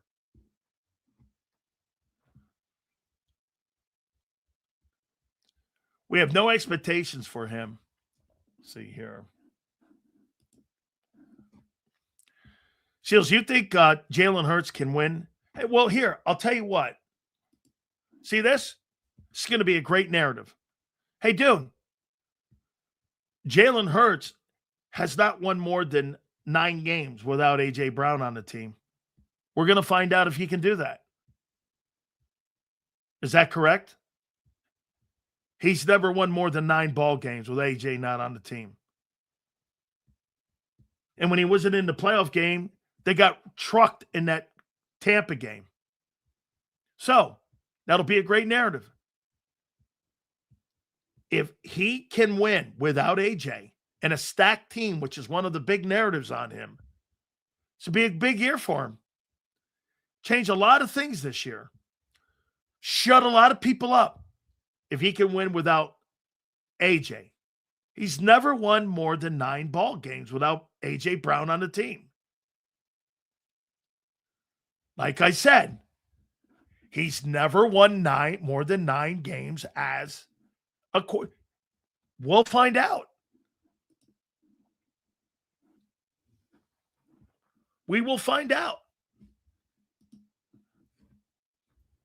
And with a rookie play caller. No, Sills, but people like Paul thinks it's made all these players, how he put around him, he made some of our fans are completely delusional. Okay?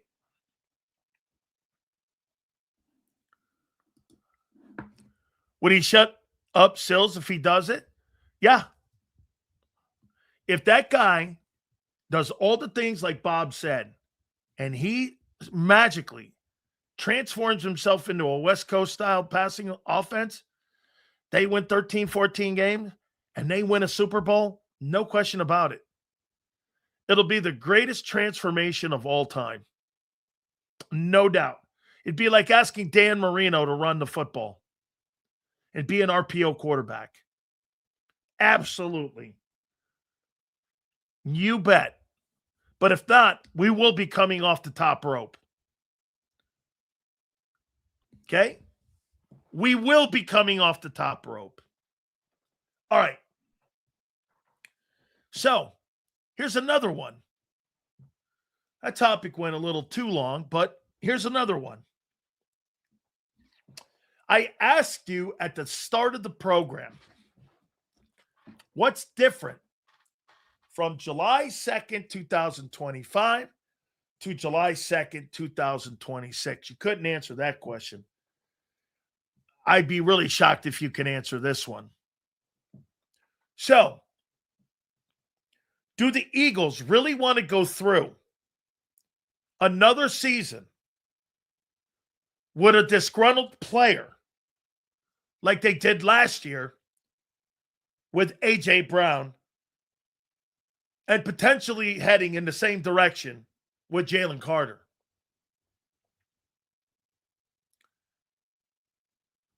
Do you really want to go into another season with a disgruntled football player?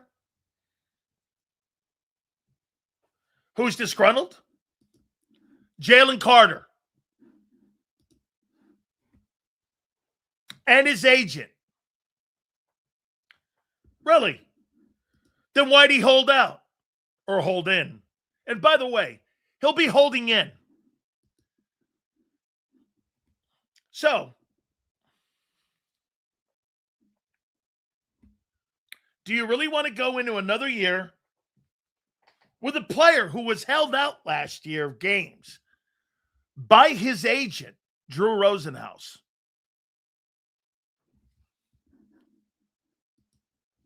Who cares? He's going to have to play regardless, as AJ did, right? Right?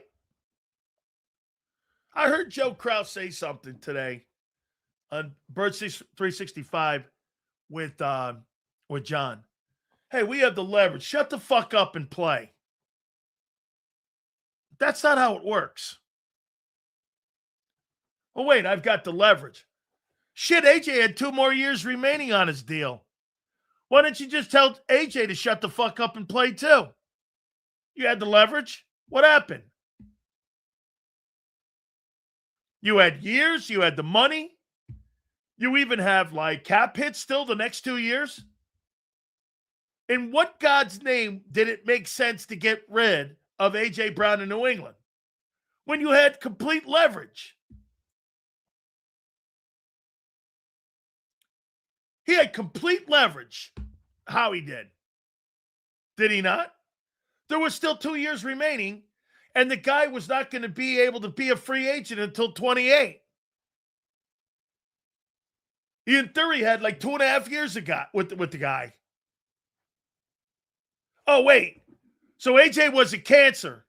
So a guy right now who's not going to get market money, if you think that Drew Rosenhaus is not going to hold him out in training camp, wait until, I'll tell you what, wait until July 28th when they report whether or not Jalen Carter practices the first 3 weeks. And I guarantee you, I already know he's not. He's going to go through individual drills and not team drills. So I'll ask you again. Oh, by the way, stop moaning. Do the Eagles really want to go through another season with a player that's disgruntled like they did a year ago? Maybe you want to get that deal done prior to camp or move the guy. Do you want to go into another season with a contract issue? Not only that, but you said it, and I said it myself. If he plays, he's going to ask to be traded unless he gets a contract. This is why I said bring Crosby in, because we don't have a lot of dudes to stop the run. Here's something else too, Kim. If that guy goes out in 2026 and he has a Jeffrey Simmons season, he's going to command $40 million. Really? So next offseason, Howie Roseman is going to set the market for, and I'm going to go with some of you guys in here that say you're going to, like this dude here, that going to win a Super Bowl. So that means that Jalen Hurts is going to have a market-setting contract at $63 million. Then you're going to have a market-setting contract for Jalen Carter at 40. Then you're going to have another market-setting deal for Q at 33. Then you're going to have another market-setting deal for Cooper DeJean at 26. So Howie Roseman, who let the market get in front of him this offseason. Mahomes signs for 63, and Jeffrey Simmons signs for 35-2. Absolutely not. Get this. Hey, and for the record, Drew Rosenhaus ain't giving any hometown discounts. Did you not see what just happened with Jalen Phillips? Got him a 4-year, $30 million a year deal, never having made the... Get this, guys. Think about something, too. What Rosenhaus did for Jalen Phillips, you don't think that Jalen Carter sees this? Jalen Phillips got a 4-year contract with the Carolina Panthers, paying him $30 million a year, and he never made a Pro Bowl. And he makes more than Carter. Never made a Pro Bowl. Never even been thought of as a Pro Bowl player. 4 years, 30 annually, with a bunch of money up front from Carolina. Carter looks at that and goes, wait a minute. I've made the Pro Bowl. I've been an All-Pro. Well, you didn't play well last year. Well, I don't give a shit. I still made the Pro Bowl. Okay?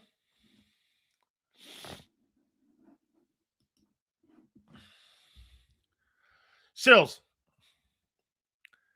AJ and JC aren't even remotely close to the same position. One is a contract negotiation. One is a self... Bro, AJ, the Philadelphia Eagles had complete control of AJ Brown for the next 2 years. So when people say, shut the fuck up and play, why don't you tell AJ to do that? Guy won, been to Pro Bowls, been to Super Bowls. What's he moaning about? Plus, I have 2 years of leverage on you. Why don't you just tell the guy to shut the hell up? Go play. Well, it don't work like that. You know what the player has? In today's NFL, these guys have more leverage than you think. You complete rear and make no mistake about it, you could be that guy. And that's exactly what AJ did.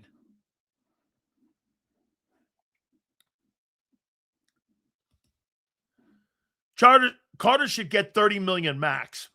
What? Dude, he just signed a 5th-year option for $28.7. I mean, yeah, I don't think so.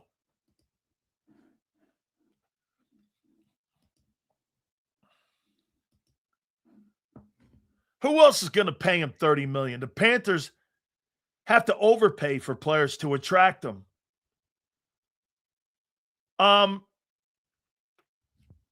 It only takes one team, dude. Get this. Having control of a player is irrelevant. No one is going to want a nonstop circus in their locker room. They could have and had a circus in town every week. JC is playing with or without a contract to get $40 million next year. You are so dumb. There is no way that guy's going to step on a football field like there's no way Vita Vea is going to step on the field for the Buccaneers until they get those contracts redone. You're out of your minds. Dude, you're out of your mind. Okay. Then why'd he hold out during OTAs? And as a matter of fact, he didn't do any really off-season workouts. And when they had the mandatory, he did exactly what I thought he would do. And he's going to do it during camp. So he doesn't lose 30. How much? What is it? $35,000 a day if you miss camp with the CBA? How much is that? I think it's $35,000 a day or a percentage of your deal. How much do players lose if they miss training camp practices.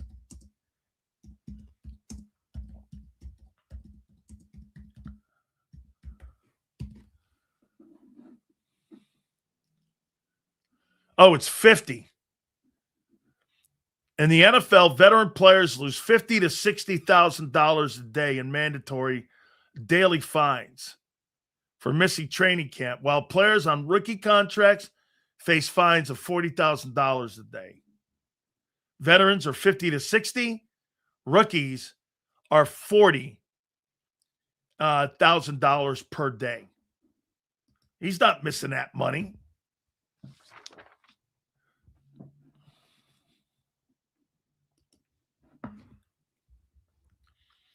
Can anyone even imagine losing $35K a day?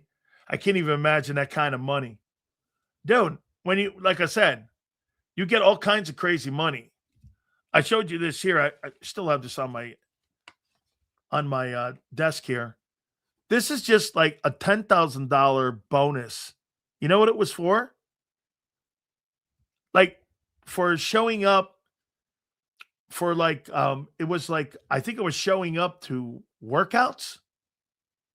I forget what it was. I got a bunch of these. Like if you start a preseason game, you get an additional $10,000. If you are on the active roster, you get $250,000.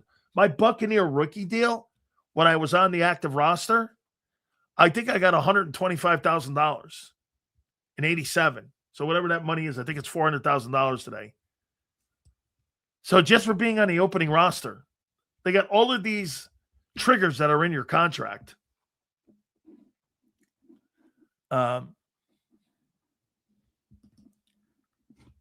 Yeah, I mean, I can't even remember what this was for because it says bonus. And yeah, it's see right here, it says bonus or something. I don't remember because they gave me $127,000 signing bonus to come play in Detroit. I don't remember what this had to be something to do with a roster bonus. Okay. Let's see here.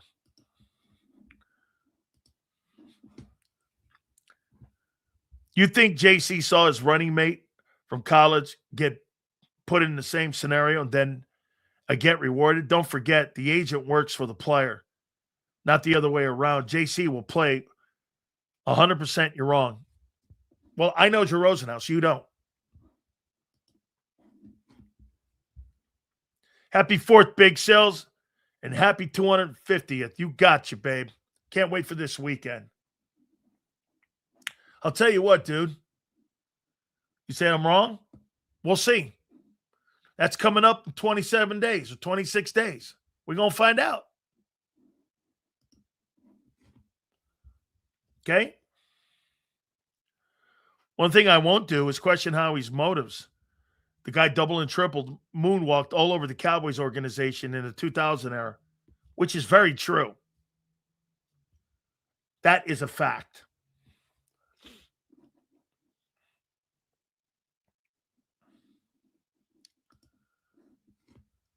Drew Rosenhaus went.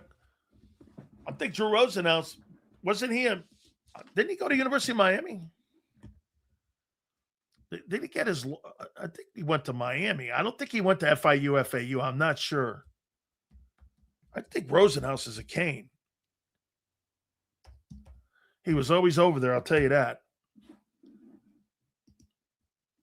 I thought he went to the University of Miami. Early.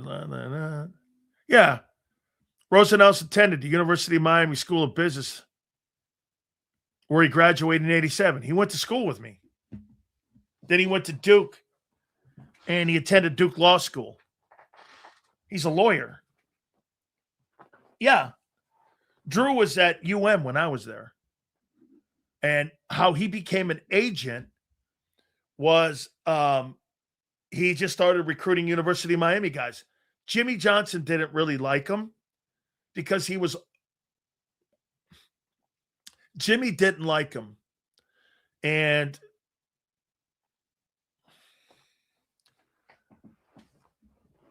Jimmy didn't like him. Jimmy would kick him out of practice. The guy who really created Drew Rosenhaus was Dennis Erickson. That's the guy who he let into the University of Miami practices. So, I mean, yeah, those are the guys that, for me, again, I'm not going to really say what he did because there's a lot of my friends that love him. Tried recruiting me, and I don't know, man. I just thought he was new, and I went with Bob Wolf and Randy Fataha. Okay. Let's see here. Well, here, hold on for a second. Well, then why are you here? Why are you here?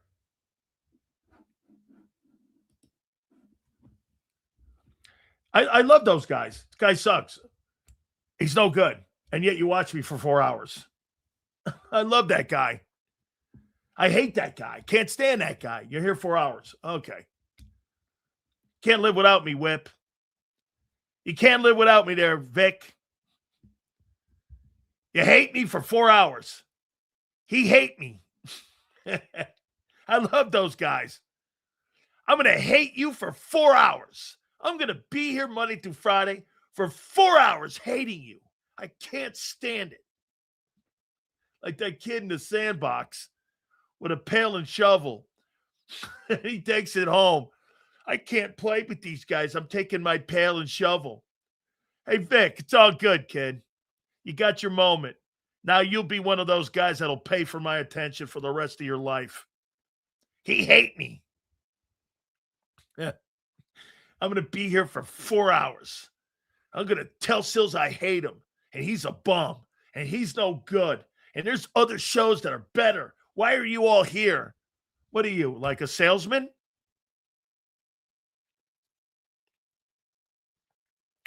Davis had proven he was willing to do. Hey, dude, I give him a lot of love here. I do. Let's see here. Let me get this straight. We had a 22-run defense, but Davis, a run stopper, gets paid. What kind of stupid shit is, dude? I'm with you. You gave Jordan Davis $25 million a year, and he couldn't stop the run. I don't know. And you had Jalen Carter and Jordan Davis, and you still couldn't stop the run last year. How'd that work out?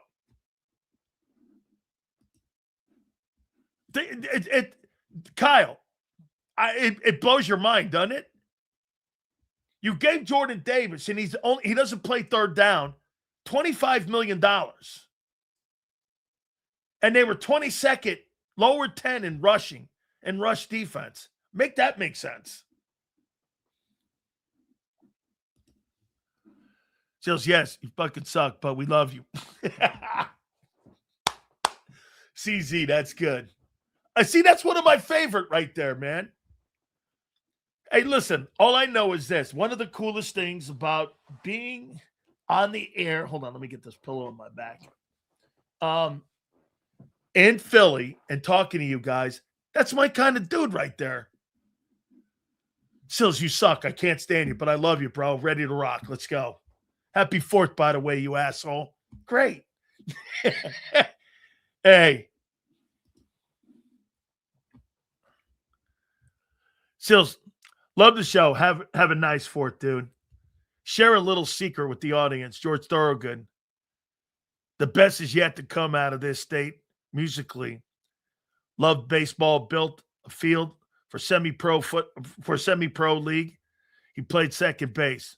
Dope. Were you in Ohio? I thought was George Thorogood from Ohio? Or is he a PA guy? Oh, he's Delaware. Is that right? I thought he was from Ohio.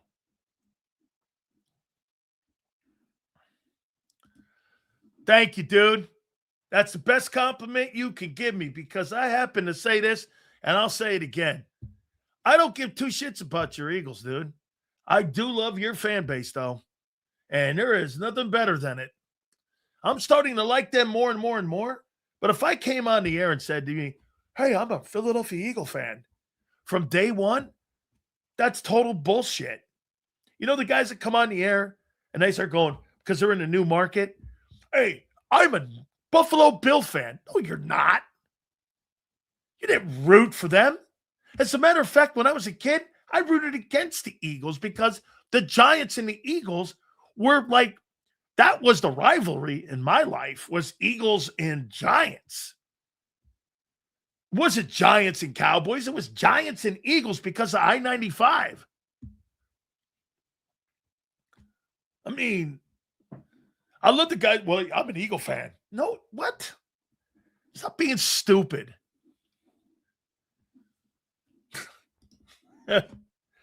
Still has that great Northeast attitude. Hey, Jim, I'll give you this, man. So my wife, I take her home for the first time to my folks. Okay? And she goes like this to me. It was the winter or some shit, right? She goes like this. She goes, does everybody up here hate their life? No. I was like this. No. Everybody up here doesn't hate their life. That's not what that is. No. Not everybody hates their life. It's like they sure talk like it. I'm like, what's your problem with everybody up here?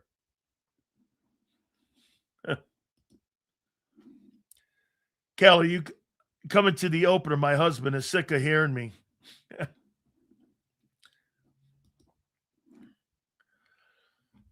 Not too concerned with regular season stats. That's why I seen a team have a number one defense with the 13-2 record, clinch the number one seed, and rest their starters last two games, and end up 14th ranked defense. Philadelphia. I'm not too concerned with the regular season stats. Once again, here's another dude that's just ignoring what they're doing.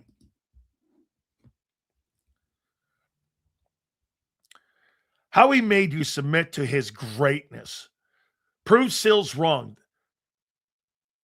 This is the way to get him to back off. No. Congratulations.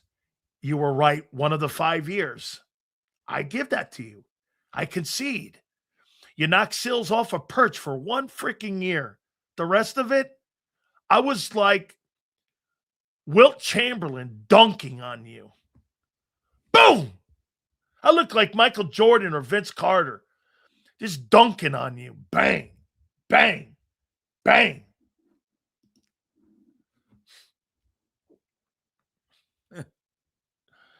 Did you tell us Eagle fans to stop being stupid? Them's fighting words. Sales, happy 4th.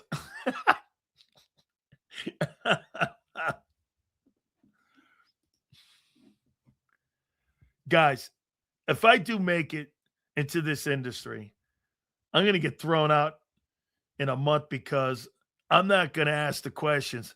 I'm going to ask the real questions. Shit will get real thanks to all of you. Hang on, Kim. Remember something. If you really want to go into this business, I'm going to give you a little lesson my wife will tell you, okay? Okay? Make sure you work Monday. Make sure you go to work Monday. If you say something on Friday, make sure you got a job Monday. That's only little bit, right, Joe Krause? That's the only bit of advice I could possibly give you on keeping your job for a long time. Make sure you go to work on Monday. If you say something crazy, make sure it doesn't cost you coming back to work Monday morning. All right? Just make sure of that there, all right? Let's see here.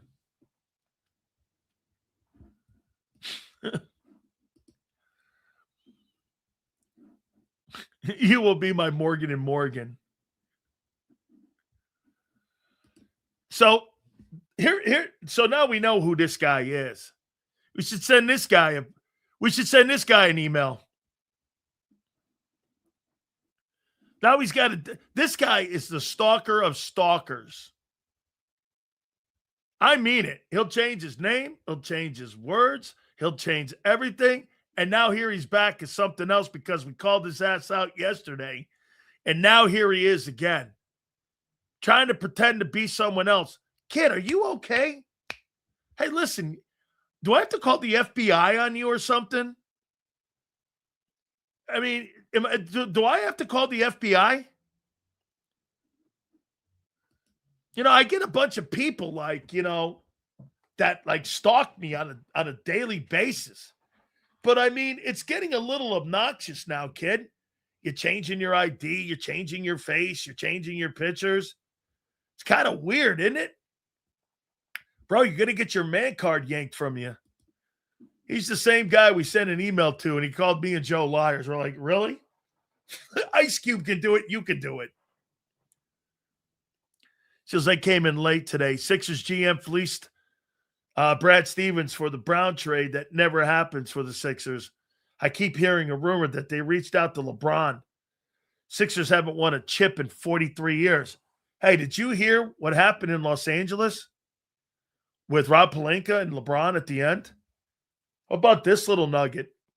So LeBron James and Rich Paul, they went to Rob Pelinka and said that they wanted 2 years, $56 million to close out in a victory tour in a send-off for LeBron. And he wanted to play 10 years in Los Angeles. You want to hear what Rob Pelinka told him? Who do you think you are, Kobe? And that's why he said I'm out. It's because Rob Pelinka told him, you ain't Kobe Bryant, dog. You ain't Kobe. He wanted 2 years and 56. 2 years, $56 million so that he could finish up. I think he was 8 years in Los Angeles. He wanted that 10th year. And Pelinka, as everyone knows, was Kobe's agent. And so Rob Pelinka, many people don't realize this. I don't know if you guys do know. Rob Pelinka, the general manager of the Lakers, played on the Fab Five when he was in Michigan. And he played for Steve Fisher. And he was up there in Michigan on that Fab Five team. And when he came into the NBA, he was an agent. And Kobe signed him. And that was Kobe's agent. And Rob Pelinka's like, hey, who do you think you are, Kobe Bryant? And LeBron said the next day, I'm out. And Rob Pelinka went, yeah, well, that's why we gave Reeves that contract we just gave him, because they pushed his ass out.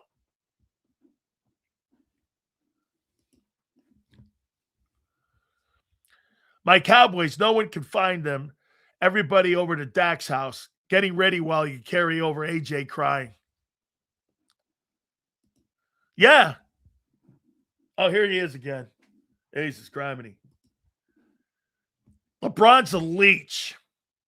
All he does is ruin teams after blowing up the cap and spending draft picks. Right? Sixers still say the Knicksers do get LeBron. Is that the best five? Man, you got Maxey and you have Jaylen Brown. You got the dude, you still got Embiid on the team. He's a traffic cone. Let me show you something about that stiff. Embiid's a stiff. Here. And here's why he's a stiff.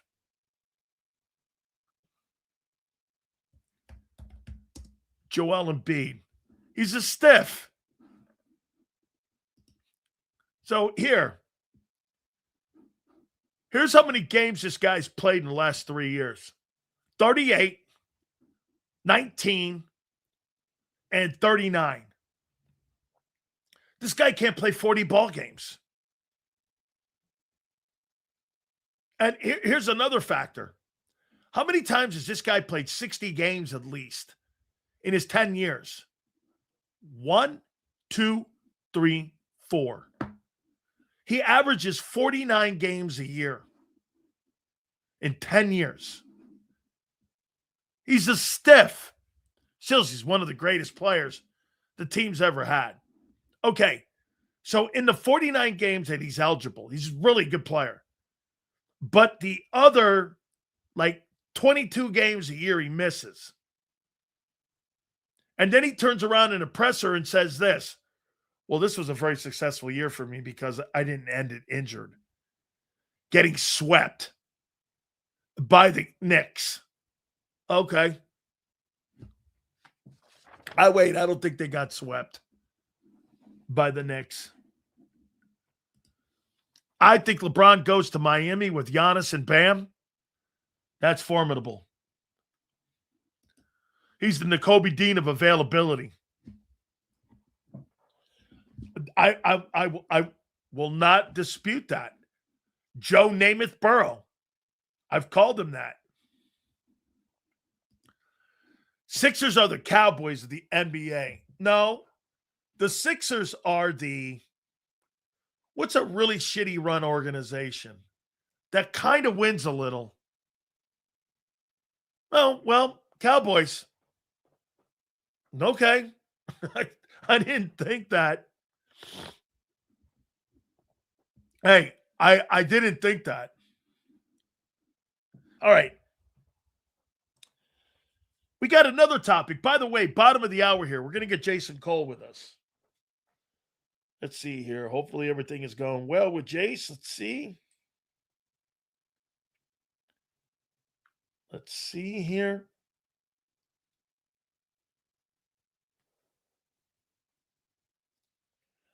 Let's see here.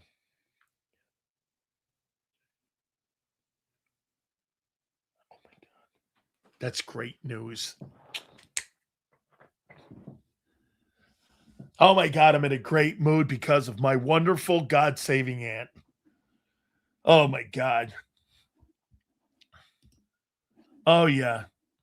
Bills are a legit a shit organization. They made Josh cry.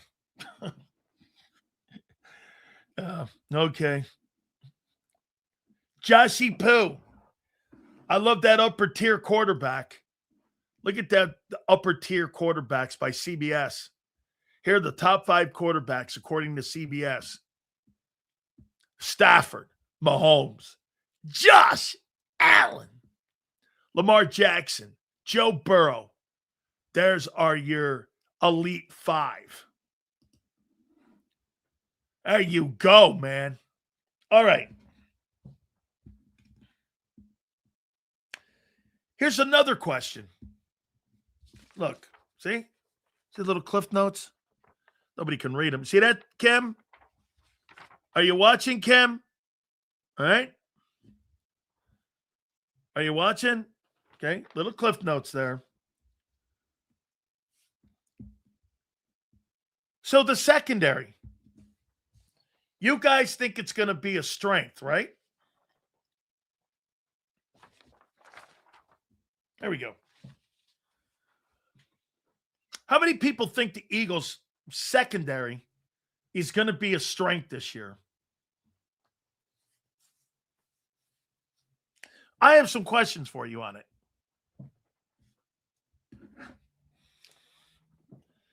How many folks believe your secondary is your strength of your defense? Is it?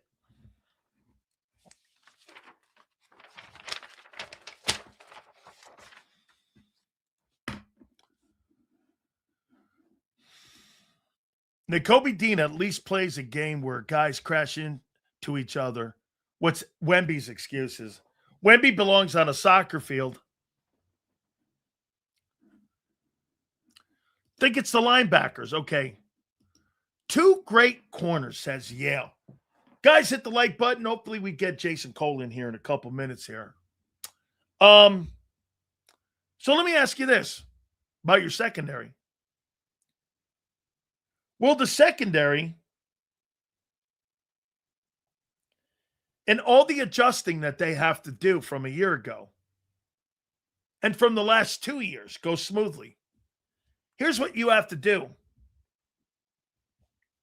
You're rebooting your secondary. The captain of your secondary is not there, Reed Blankenship. The guy was in the middle of the field. Okay? You're moving Cooper around more, which could lead to more wear. Moving him to nickel, and you're moving him into the slot. Correct? Okay? Mike Pellegrino's now your new secondary coach, taking over for Christian Parker. Right? All right. Listen, what we're going to do, we'll get back into that topic here, but I wonder what Jason Cole is going to say when we bring him up here in a second here. The World Cup is going on, correct? So what do you think the National Football League is seeing in how FIFA is presenting the World Cup here in North America? How are we going to take that from the National Football League and how the NFL is trying to put their flag overseas, like in Germany, England, Spain? What does the NFL, what are they learning? Because I'll tell you what, this World Cup has been sensational. And it helps that Team USA is good. And now I've moved on to the Sweet 16. So let's bring my friend in, Jason Cole, and get his thoughts. I mean, Jace, the NFL wants to, without a doubt, they want to be overseas for some reason. You watch what the soccer's doing. There's not some, whoa. There's not some reason. The reason is this, okay? We know that the reason is it's money, okay? They want to have, internet, they want to get the international markets, just like FIFA wants to have the American market. I mean, it's not, this is business. Let's not get carried, let's not, there's nothing like unscrupulous about it. It's just business. They're trying to increase their access, trying to make more money. I don't blame them. I mean, the NBA does the same thing in China. They're trying to make more money. Good for them. Okay. Again, nothing wrong with that. And I don't know why my background is doing that, but it is. So, anyways, they want to sell more tickets. They want to sell more swag. They want to sell their entire, portfolio of things that they put on the market. That's what they do. With this, I'm going to turn this light off real quick. Hey, go ahead. Yeah, let me turn this off. Hold on. I'll keep talking while you do. It's like a stoplight. Yeah, okay. Well, Jace, why you're saying that though? Are you going through lightning storms or something there? Is that what's going on in Florida? No, I don't know. No, it's just and they're not flashing in here. They're flashing on the feed. So I'm in the dark now, but whatever. We'll work it out. It's all good. We got it. We're good. We're good. It's not distracting because it was distracting me. I don't understand why it's doing that. But anyways, look, it's about marketing your product. It's about getting worldwide advertising. It's about eventually when you're doing streaming worldwide. It's about gambling on the product and how much money you'll eventually make off of gambling someday when you're more involved in that, because Europe and China are much more aligned with gambling on a much bigger level than the United States. Now, the growth in the United States has been huge, but that's part of it. Okay. It's just all part of growing your business and increasing the value of your team, right? I mean, because that's what this is all about. It's about generating wealth. Look, football is a great vehicle. It's a great entertainment product. Okay, it's perfect for television, right? It's perfect because of the anticipation of 1 week between games. Like people just, they crave and crave and crave football, and they wait for the weekend, okay, to have that release that they get to watch football and be excited about it for 3 hours. It's also very tribal. There are things that make the NFL a perfect sport from a watching standpoint. And the final part of that is that there's so much drama around it that you and I have talked about. It's soap opera for men. All right, that's what the NFL is. And that's before you even get to the pure competition that goes with it and what a great game it is in and of itself. All right. So all those things are just part of the product. And that's what the Roger Goodell era of the NFL is going to be defined by the massive financial success that has happened in this league and what Roger has pushed forward. And not Roger alone. There are other people, Bob Kraft, Jerry Jones. We can go through, there are a litany of people. But Roger's in the center of it. And he has pushed the maximum value of what the game is worth. Okay, what the teams are worth, what the players can make, and ultimately what he makes. Because you and I have talked about this. He's the highest paid employee in the NFL. It ain't Patrick Mahomes. It ain't Aaron Rodgers. It's not anybody who takes the field. The highest paid employee in the NFL, and it's been this way for a long time. Okay, probably close to a decade now, is Roger Goodell. Because Roger has figured out just about every way possible to maximizing the value of the NFL. I've never really thought about what you just said here, that if you think about his watch and all the things that happened under his watch, he might go down as the most influential commissioner since Rozelle, because look what he's done with the draft. Look what he's done with how, like you said, with like relocating of franchises. Look what he's done with the salaries. Look what he's done, especially with the TV deals with these owners. I mean, this will go down, like you said, as the greatest financial era of all time. And he's the steward of it. Maybe in all of American professional sports.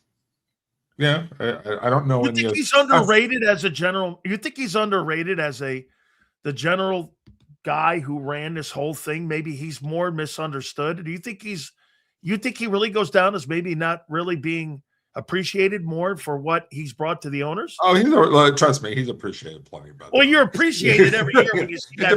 It depends on who your perspective. $70 million a year will do it. Yeah. Yeah, that's appreciation. Okay, that's a lot of appreciation. Okay, that really is. It's probably more than 70 now. It was 64 back in 2020 and 2021. You think when he bails out, he buys a team or buys into a team? No, he doesn't have enough money to do that. Okay. He'll be a billionaire.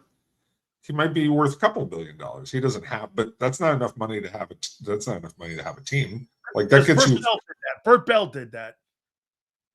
Burt Bell. He owned the Eagles. He owned the Eagles. I mean, that's back when teams were worth whether they were 30 or 40. They were $30,000 or $40,000. I mean, come on, and that was a lot of money at that time. It ain't $10 billion. Okay, it's a different thing. I think Roger will, look, I'm not sure when Roger's going to retire, because I think that they want him for the next deal, the next set of deals. And they don't have a successor in house. I thought that, the only guy that they had, Rich McKay. No, it's not going to be Rich McKay. He's too old. They had Pash. Rich Wood. Now Pash is retired and doesn't want to work anymore. Who was the guy who was doing the TV deal? Brian Rolap. Brian Rolap. Okay. Lewicki's not there anymore. Brian Rolap was the guy that I thought they were grooming, but then he's gone to the PGA. Now he could come back, when Roger's done, but I don't think Roger's going to be done for another 5 years. I don't see that. So, he's making a lot of money, and they've got some critical negotiations that are coming up, both from the player side and from the TV side. That I think they want him to get through. Anyways, I think that, the achievement of Roger Goodell is not appreciated, but fans don't care about the economics of the game. The fans only care about what happens on Sunday. I do. Well, yeah, because you and I study the game and understand how it works. But for 95% of people, it's like, hey, just get me to Sunday, man. Plus the pension. Plus the pension. Don't forget the pension. Well, some of you got, you're a little more vested. These paychecks you get from the NFL and all that here. I'm just saying that those pensions. I understand. That's important. I don't get those though. You do, I don't. But that's fine. And I don't blame you one tiny little bit. even though I think your union is crap, Horrible. doesn't do a good enough job. But that's a different discussion. But when you talk about what are they trying to accomplish? Like, when they look at FIFA and go back to your original point and they see what FIFA is doing to grow the game and try and increase it, in America. Yeah, this is exactly what it's talking about. Is that you're trying to increase the value of the product and grow the value of it here. And yeah, I think that FIFA loves the fact that America just won a game yesterday. And I was at the bar watching the second half of the game. It was great. You loved it, right? I thought it was really cool. I don't like soccer. I don't either. I don't expect, and I don't. I don't pretend to know the sport, but I like it. I don't know anything about the sport really. Yeah. I mean, I know who Pulisic is, and some of the other top stars, but I don't know the rules. So when they're waving cards and stuff like, I know what offsides is and stuff like that. It's sort of the same thing in hockey, but like, I don't study it because I don't have time. I'm at a stage in my life. I focus on the sports that I really care about watching. It's like when people say, "Oh, such and such in the WNBA is a great player." It's like, look, I appreciate Caitlin Clark's a terrific player to watch, and that some of the other ones are terrific to watch. And this is not a big argument about that. But I don't watch women's basketball, not because I don't like it, because I love basketball. I truly love basketball. I don't have time. Okay, I watch baseball, I watch some NBA, and I watch a lot of football. Right, that's what I got time for. Me, I look more for the talent in the soccer games in the stands more than I do for the people. Ain't nothing wrong with that. Ain't nothing wrong with that. Hey, man, I'm a big Brazil and Argentinian fan. I'll tell you that. Yeah, I'm sure you are. And Mrs. Sileo probably hit you in the back of the head. She ain't home, so it's all good. She ain't home. Yeah, don't worry. She ain't home. That's why I can say. Yeah, you can. That's why you can talk like. Anyways, I got one here for you. Right.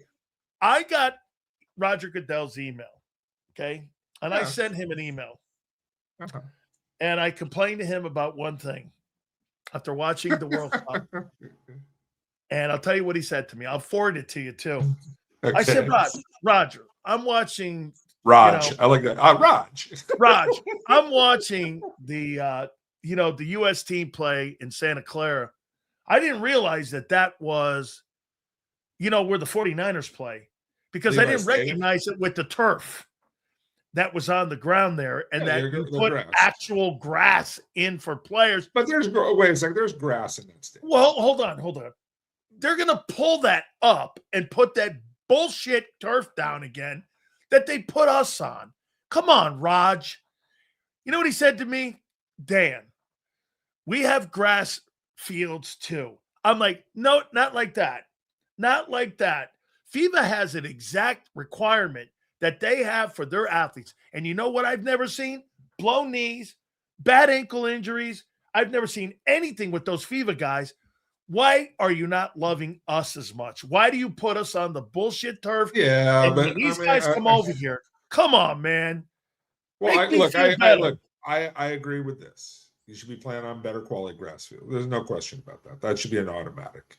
The owners don't like it because they want to use their stadiums for multiple events, right? Like they want to hold concerts. I mean, Levi's Stadium, I've been to for a couple of different shows, right? So I know what they're trying to use it for as many events as you possibly can, so you can again make money. I get that, and they should find a different way to put in a better grass field to take care of athletes. There's no question about that. George Kittle's been talking about it. Everybody talks about it. But this is what care of athletes is not their number one concern.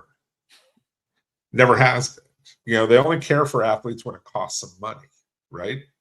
They cared for athletes when they got sued for CTE. They cared for athletes when I'm still waiting for that check too, by the way. But all right, go ahead. Yeah, you keep waiting. Okay, I will keep waiting. Yeah, you'll be in a walker mumbling about about Robustelli and I'll be eating soup and I'll be eating apple pudding by the time I get there. Exactly. All right, so and that like that's when it costs. Or they cared about player safety in 2011 when they realized if they give them fewer practices, they get a bigger cut of the money. Like here, let me tell you that this is my favorite story about how bad your union is. This is my favorite story about how awful your union is. 2011, you're negotiating for a deal, right? You got D. Smith talking all sorts of noise about player safety, player safety, player safety. You got a CTE lawsuit going on at the same time. You're losing the CTE lawsuit, getting slaughtered so bad that you got to settle this case for over $1 billion, right? Okay, that's how bad the NFL lost $1 billion in that one. Most of it went to lawyers, but that's a different point. Okay, you don't need to ask for health and safety in the next CBA. They had to give it to you for free as part of the bad look that they were getting from all the CTE lawsuits. All you had to say is, we need less practice or we're going to file another CTE lawsuit later on. And they would have just given you it. You didn't have to give them the money. But they didn't ask for enough. They needed lifetime benefits after you were. I'm just telling you, this is how awful. They never asked for enough. Correct, because health and safety, the only thing that they focused on was the amount of practice time that guys get, and they don't give a damn about giving away practice time because it's not their problem. They're not the coaches. It's the coach's problem. It's a player problem. It's not their problem. They don't care about practice. They care about money. But what you could have said is, you're going to give us the practice time because you have to, and now you're going to give us the money. Instead, what your union did is it argued, we need better health and safety, so we'll trade health and safety for dollars. The union should never, ever trade health and safety for dollars. Never. Health and safety should be a separate issue that they should enforce by making the owners, and they should make them look really bad over the grass fields. This is a ridiculous thing. And you're on the right track with the email you sent to Roger, but they guilt them into more, okay? Because yeah, taking care of your athletes is critical. Preventing knee injuries is critical. Now, I don't know that comparing soccer to football is really apples to apples, because it's not 300-pound man hitting 300-pound man and all the things that go. Right, it's a collision sport, but not at the level that football is. Nothing is at the level of football except for like MMA and boxing. Okay, so it's not a fair comparison, but it's a good point that you don't see a lot of soccer athletes whose knees just explode on the field. Okay, like the way you see sometimes in the NFL. Okay, so fair comparison. But the union for years has traded off practice time for dollars. And the owners will always, they will say that they're complaining about practice time because they want to make it look like it's a hard sell.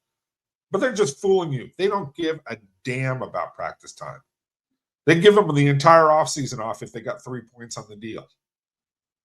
Right? That's just what they would do. Now, that would make for really bad football, and it's one of the reasons why I think the quality of the game is not as high as it has been past. That's a long, long discussion, okay? That's why the first month I call it Liars Month, because the exhibition games and all that. Right. The first month of I think it's more like the first 2 to 3 weeks, but you can call it the first month, is just playing around figuring out what your team's about. Yeah, that's why I've dubbed it Liars Month here. But, all right, I got to ask you this one here now, too. Now, I've had so many people tell me, wow, Jason was right. Jason was right. And I go, Jason's right a lot. I said, but I think Jason's got old man mentality here. And I'll tell you why, because I did too. Now, hang on here. On this I don't know what the subject is yet, but that's okay. Here we go. This Brandon Sorsby case is this. Do you agree 10, 15 years ago to today, the landscape of gambling involved in the NFL today has changed dramatically from the time when Roselle 15 years ago, even when Goodell got into the league. So let me hang on here now. And what you have now is you got a team in Las Vegas. You got the national championship game being in Las Vegas. You've got FanDuel. Bob Kraft is a part owner of a gambling site with even Adam Schefter, who covers the gosh dang league, and all these guys are in on it. And now you're trying to tell me, wait, not just you, Jace, but people are trying to tell me, well, wait a minute. Brandon Sorsby shouldn't play because of gambling. Well, dude, the league is almost 35% about gambling now with prop bets, fantasy football, and everything that goes on besides.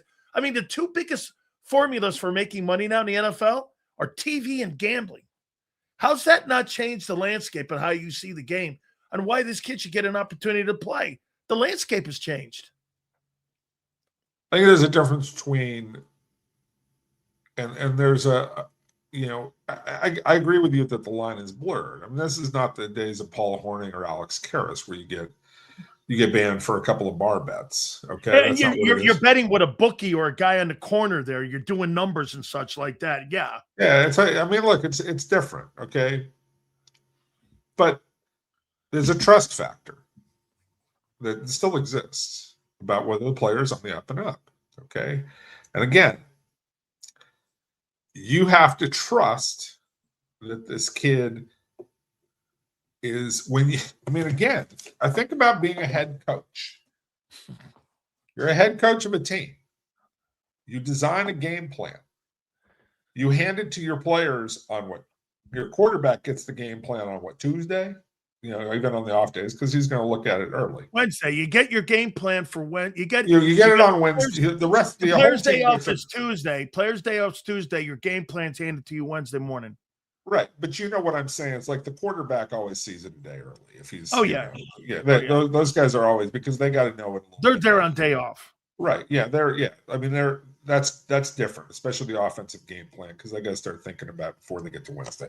So again, you're handing your quarterback your game plan. How much do you trust this kid with your game plan?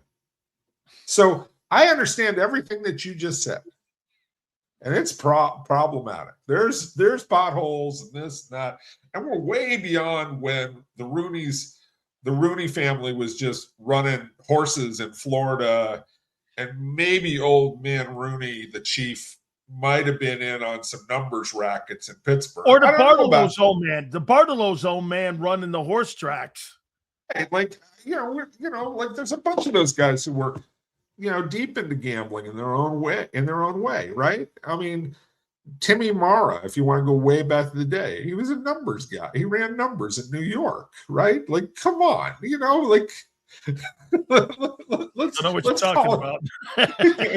Don't know. Don't know. Never heard that. Wellington didn't do any of that kind of stuff. I never heard Andy Robicelli ever talk about that. Never. Tim Mara might have run some numbers in New York. Might have done that. Just might. But there is this really interesting line about, do you trust, if you're a teammate or a coach, do you trust the kid when you hand him the game? And when he throws 3 interceptions, do you trust that he's on the up and up? We've talked this a number of weeks. And so for this kid, like, the league couldn't just accept him and wrap their arms around him this year. They kicked the problem down. They kicked the problem down the road for a year. We'll see what they do next year with this kid and whether he gets drafted at all after missing an entire year. All right. I still think this is a kid who should go play minor league football somewhere. Just find a way and play for nothing. Okay. To keep your skills up, do whatever you need to do, all of that kind of stuff. Because I really do believe it's going to be hard for anybody to draft this kid. I would be incredibly uncomfortable as a coach or as a teammate with this kid. And it's not, I don't hate the kid, but you gamble. You gamble so much that you had to go to rehab. You have professed that you're addicted to gambling. This is like Jason Cole going to work in a chocolate factory. Like, it's a bad idea. But he apologized. What? He apologized. He put a statement. That's great. Prove it to me. This is like, Jason, go work at Ghirardelli and lose weight. See how that's going to happen. I mean, come on, man. Like, He's going to move to San Francisco and he's going to go up to North Beach and hang out there. Jason, you're not going up to North Beach and hanging out at the Ghirardelli shop up there. I Oh, know it's where that- exactly. It's actually at the wharf. North Beach is all the Italian. Oh, it's at the wharf. Okay, yeah. Yeah, We've yeah. been Then there. North Beach. You and I got to go there. Since they do that cheese wheel thing where they shave the Parmesan cheese, right? Oh my God. They put the flaming vodka. They put the flaming vodka in the cheese wheel, and they just shave it down. Oh my God, is it so? You know that little Anyways, piazza they have there in front of the church there too? When you go up there, it's so great area. Yeah, all those old Italian places in North Beach. Oh my God! But anyways, that's where DiMaggio's from.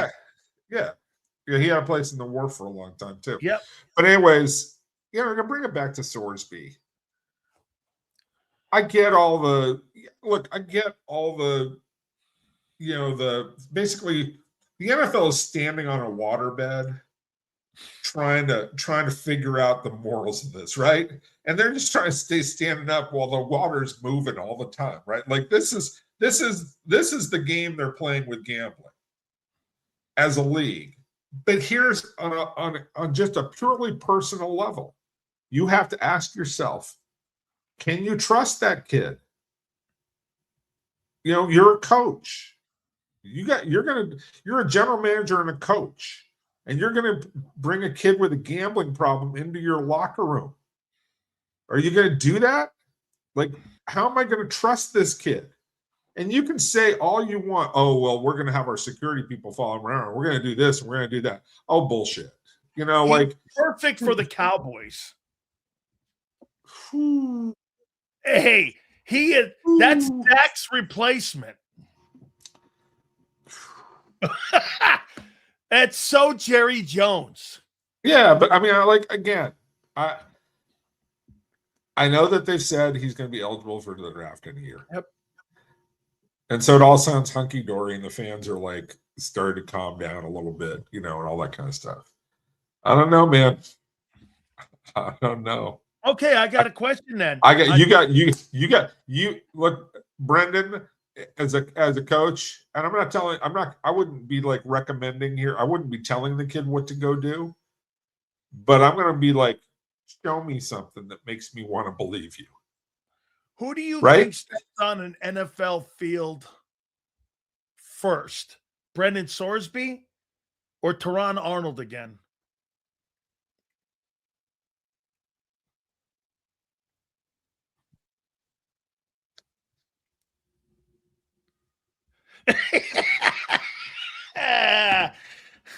I mean, Teron, or maybe both never. Both or maybe never, but Teron Arnold, probably Arnold first because he actually played a year. Did you see that letter that Saban? I haven't seen. I haven't paid attention to the evidence. Let me tell you this. He wrote this letter that you would go like this. This guy here should be up for son of the year. You were like, wait a minute. This guy hired people to pistol whip people and beat the hell out of people, and it was the wrong guy. And he streamed it, and I'm like, this letter by Nick was like a love letter about the. I gotta read it. I'm not equipped to comment on it, so I'll read it and I'll take a look. I haven't been able to pay attention to that one this week. What do you make of that case? What? What do you make of the case? Doesn't look good, man. Doesn't look good. Doesn't look good. So you think the NFL had the right to cut him and not go through proper procedure without going through the Players Association first and having the team did. The team. Where's the due process in that? The league doesn't have a due process clause. You can cut a player if you want to cut a player. I can cut. So you can. If I'm the Kansas City Chiefs, I can. You can lawfully fire somebody at a workplace. I can cut you. I thought that was against the law. Why? I can cut you for any reason I want. Not having a reason to. What's the reason if you don't have the evidence yet? I can cut you just because I don't think you're that good. Oh, so if that's Quinyon Mitchell, you're not cutting me then, right? Probably not. Oh. But you know what? Hey, look, NFL being NFL here. I see. No. It's because remember the Detroit Lions did this. The league didn't do it, and I know that that's parsing things. Okay, and we'll see how the rest of the league reacts with this kid, and that might be a lawsuit for him if he gets blackballed by the entire league going forward. So we'll see.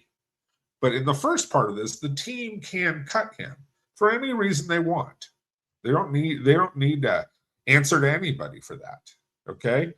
They can't get their money back from him once they cut him, but they can cut it. It's just like, it's sort of like the game that the 49ers playing with Brandon Ayuk. They're playing a game with Brandon Ayuk because they want the money back. Okay, so they're not cutting him yet, even though he's daring them to cut him, because they want money back on the kid. He's not helping himself. With Terry, that's a whole weird. There's so much weirdness that kid.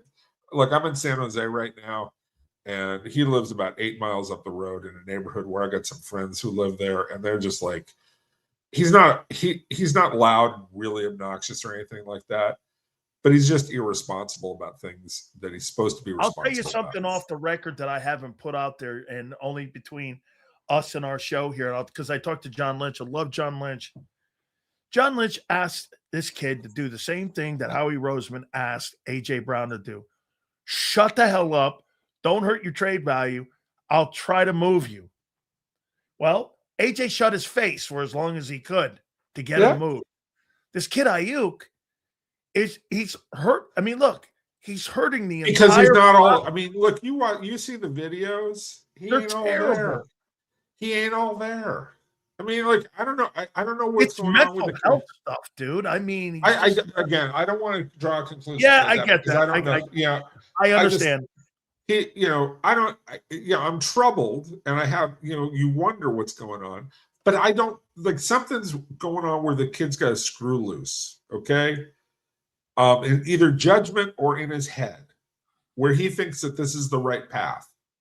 And it's like those videos that you're putting out there, like other clubs are looking at that going, whoa, wait a second. I don't want this in my locker room unless I have to get it, right? Like I need guys who are gonna like be all in. That team just paid him. They guaranteed him, tens of millions of dollars. Yeah, and he can't find a way to get along with them. Whoa, wait a sec.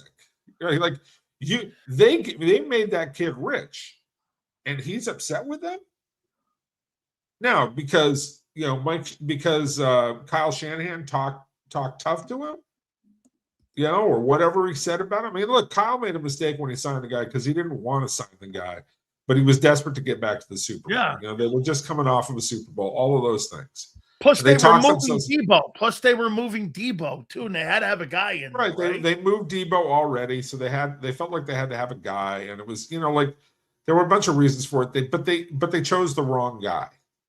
And I'm not sure that there was a right choice between him and Debo either. I mean, that was one of those ones where you're probably better off letting both guys go at one time because Debo was only going to be a short-term career guy anyways because of the way that he played.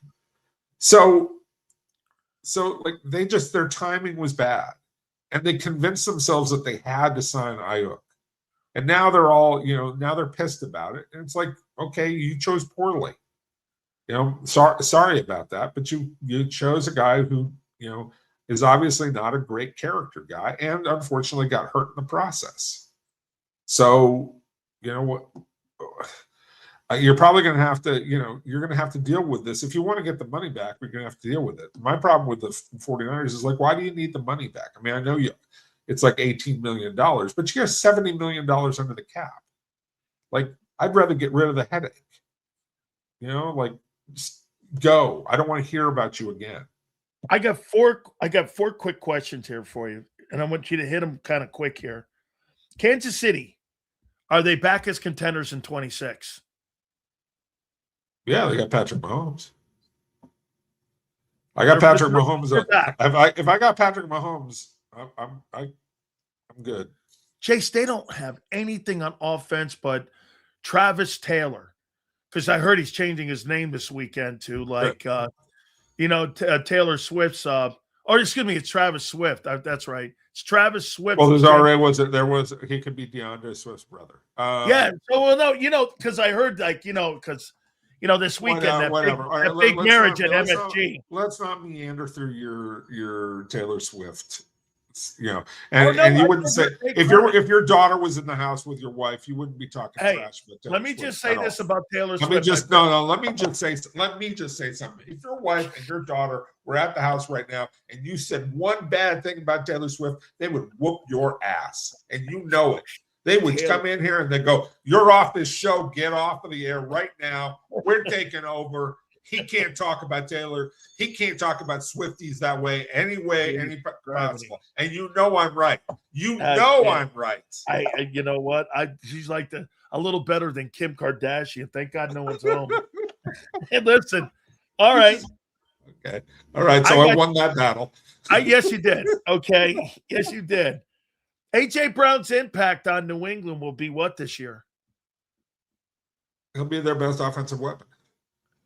Well, no, they're going to go places with him. They're going back to the playoffs. They're well coached. You think they're a Super Bowl team? You think they're a Super Bowl team with him? They're like, I don't think they're as good as Buffalo because I think Josh Allen's a better player. And we'll see about Baltimore because I'm, always curious about Lamar. Is Joe Burrow healthy or not? But let's just put it this way: they're in the mix. Are they number one coming back? No. Even though they're the defending AFC champion, they don't get to be ranked. They don't get to be ranked number one right away. But Miami's not going to do anything. The Jets aren't going to do anything in that division. So it's them against Buffalo to win that division. And I think Vrabel's a really good coach. And Drake May is a solid quarterback. Is he great? Not quite. But A.J. Brown makes him a whole lot better. And so that helped. I mean, look, they made it work with Stephon Diggs last year, right? And Diggs was a shell of himself last year. And, a distraction at the end of the season, as usual, because Diggs is about Diggs. And AJ's about AJ, but AJ's a big, tough receiver who makes it tough for safeties to just occupy the run all the time. So I like AJ Brown. I'd like it better if he was in Philly, but that's that ship has sailed. Stephon Diggs is always a little bit busy around the holidays. You got all those Thanksgivings to get to, with all those kids. I mean, it's quite a stopover when you got my favorite thing about Stephon Diggs was the video of all the players, all the teammates who said they wouldn't let their sister date Diggs. Okay. What does it tell you when, like, to a man, every one of your teammates says, "No, you ain't going close to my sister, man. No, it ain't happening." Like, is there anybody you wouldn't let your sister date? Diggs? Is there any Diggs? How about if Diggs? No, not letting Diggs get anywhere close to my sister. No. Not going to happen. Back in the day, it was Andre Rison, but I'll leave that alone. Okay, Dre was special. Special. Hey, okay. Diana Rossini's impact on Vrabel and the Patriots will be what this year with that controversy? Because, of course, they won't bring it up on opening night on NBC. That's one of the opening stories going into the opening of the year. They're going to be talked about. Every barn he goes to, they're going to be barking at him. Sure, absolutely. And he deserves it. I mean, I like Mike, but, he deserves what he gets, and I would say that to him. If he was on, if he was standing in front of me, I'd say, Mike, you're going to get yelled at. I mean, but let's just say this. Mike Vrabel spent an entire career against that, right? An entire career. Like, he's a former player. Like, really? Like, he's going to be bothered by this? No. He's dealt with a lot worse than. I hate to say this, but it's a box of rocks. I mean, he's more than a box of rocks. No. This story to him is a box of rocks. Yeah, it's like, because you know what happens with guys like this. They go in the locker room and they go, "Yeah, man, yeah, you." Okay, so when that guy was in Columbus on High Street and he was playing linebacker for Ohio State, right? I mean, hey, what the heck? It's like, attaboy, like that kind of thing. It's just, it's a distraction. I don't think it's much. I don't think that people realize Vrabel's a whole lot smarter. It'll be more of a media thing, right? Yeah, but look, it will be. But look, if they go into a losing streak somehow, then it becomes part of it, because you know what everybody's going to say. If they lose 3 or 4 games in a row, the Rossini. It's a distraction. Yeah. And it may just be like, oh, we're playing bad football, or some people are hurt, Somebody's or whoever. hurt. Yeah. Right, it could be that, right? But it'll be part of the avalanche that always goes with a good team losing games. And so, yeah, that's what he's got to live with. Do you think that Lamar Jackson or Josh Allen will ever win a Super Bowl? I get both? Yes. If I get both, you give me both guys, yes. Okay. Do both of those players need Super Bowls to be Hall of Fame players? No. Are they on a trajectory to be Hall of Fame looked players? at as Hall of Fame players? Yeah, they're on that trajectory, both of them. Yeah. It's okay. I mean, you can't win 2 MVPs the way Lamar has, and win MVPs and not be on a trajectory. Do you think Josh Allen is a modern day John Elway in how big he is, how he throws the ball, how better he runner, better runner? John a better arm? Slightly, but I mean they're both I mean cannons. I mean, like, I think he's a bigger version of Elway. Yeah, I would agree with that. He's a more willing and better runner. He's not as, like, people ding Elway for his accuracy, but it's kind of stupid because he played in he spent 10 years in a Dan Reeves offense that was all deep digs and over the top stuff. And right, and like you're only going to complete 55-56% of your passes playing in that offense. People don't understand that. And on top of that, he played with guys who in that era too. What? In that era too. Well, that era was more of a throwing era. I mean, look, Marino certainly did great things. Montana did great things, but he was playing in a 1960s and 70s offense. Yeah. Okay. With guys who were not very good players, like the best player that they had, he had one guy on offense who made next to him for the first 10 years of his career. Okay, and that was it was the guard, and I can't remember the guy's name, but it was guard. Oh, wait a second, I take it back too. Stevie Winder, Sammy Winder made the Pro Bowl 1 year. Like that, like the guys, like everybody talks about the 3 amigos, Ricky Nattiel and Johnson and Mark Jackson. I mean, like those guys were just jags, man. They were just jags. They weren't like. It's just not anything like when you brought back Shanahan and you had real players around him and a real offense around him. All of a sudden, like, he started putting up real numbers and they went deep into the playoffs. The other thing that's different about Josh Allen versus John Elway is, chips. When the chips are down, who do you want throwing the ball more, Elway or Josh Allen? And right now, I want Elway because, like, that the drive in Cleveland, the second drive, all the big plays that he made. The Super Bowl MVP, the drive to get down. But the other thing is, like, he went to the Super Bowl 3 times with Jags. Just Jags, man. Like, I know. And Josh Allen has had better players around him than John Elway ever had in his first 10 years. So, so John Elway is a better player, but the difference is really small. And so does Josh Allen have every bit of that ability to make those happen? Does he have every chance to be every bit the Hall of Famer and win multiple Super Bowls the way John Elway did? Absolutely. Lamar Jackson, I think Lamar Jackson's going to be lucky at this point to win one Super Bowl if he wins any, because I think that his legs are starting to get banged up, and he doesn't have the arm to make up for it the way that Josh Allen has. I didn't realize how durable Elway was outside of the 87 year. And I just remembered that was our strike year, why he only played 12. Outside of that, 16, 15 starts, 16, 16, 15, 15, 15, 15, 16, 16, 16, 16.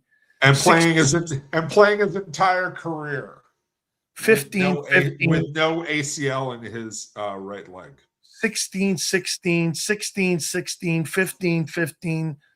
I mean, that guy was as durable, and he played 16 years. Hey, one question on him, though. How come he came into the league a little older at 23? It was held back for a year in College? Or high school? elementary school. The dad held him back. The story is Jack, his dad, was also. I thought it was baseball, maybe related. No, okay. No, it was just sports related because he was not very big in high school. Like he grew like 7 inches one year in high school. He was scrawny. He was scrawny. I mean, he had a big arm, but he wasn't a big kid, right? So big arm. Yeah, I mean, I had a big arm even when he was 5'8", and 5'8", and 130 pounds or whatever he was, and I think that was like freshman year of high school, and then he grew more. But his dad held him back. Him and his sister. He had a twin sister. Rest in peace. She died a bunch of years ago. But but the story is for this is the dad, Jack Elway, who people may know as a coach and a scout. Was also a really good football player when he was young, but he would always play against older kids, and he would end up getting hurt a lot when he was playing against older kids because he was still smaller. He just happened to be a good athlete playing against him. Well, his kid was a little bit on the smaller side, so I think they held him back. I can't remember what grade it is. I don't know if it's 4th or 5th or 3rd or whatever it was. He held him back and said, let him get a little bit older. So he was like 19 when he was a freshman in college. So he was always a year older. Did they redshirt him? Did they redshirt him at No, he didn't get redshirted at Stanford. He played right away. But the other thing is, like, he was a little bit older, and he always hated it because everybody would look at him and go, what did you flunk out, in some grade or something like that? And he's actually a pretty smart guy. So, one last one for you. Go ahead. All right. What, if anything, have you heard about the Hall of Fame? Any changes, anything? Or is there? They haven't announced anything to us. Yeah, we're just going through that. We're doing the usual going through names right now. They've sent out a bunch of lists of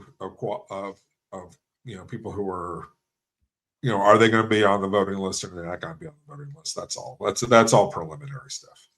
Okay, so like, who are you looking at right now? That's dude, it's like 300 names in every category. Come on, it's not that. We're not even Leslie O'Neal.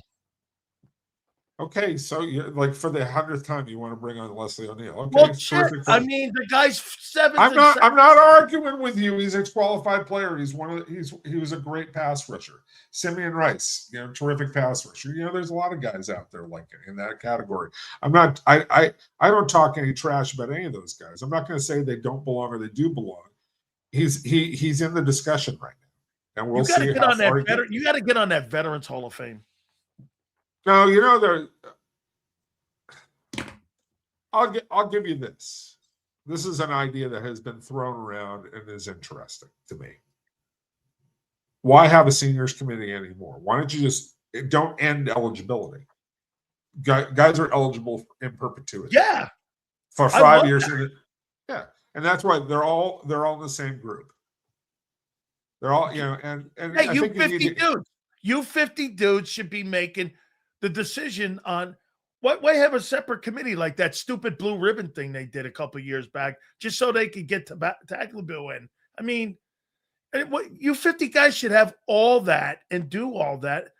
And listen, the Belichick. Look, they have their structure and that they've been comfortable with, and they'd like to have a separate committee that looks at the guys who've been passed over. And I understand it in theory.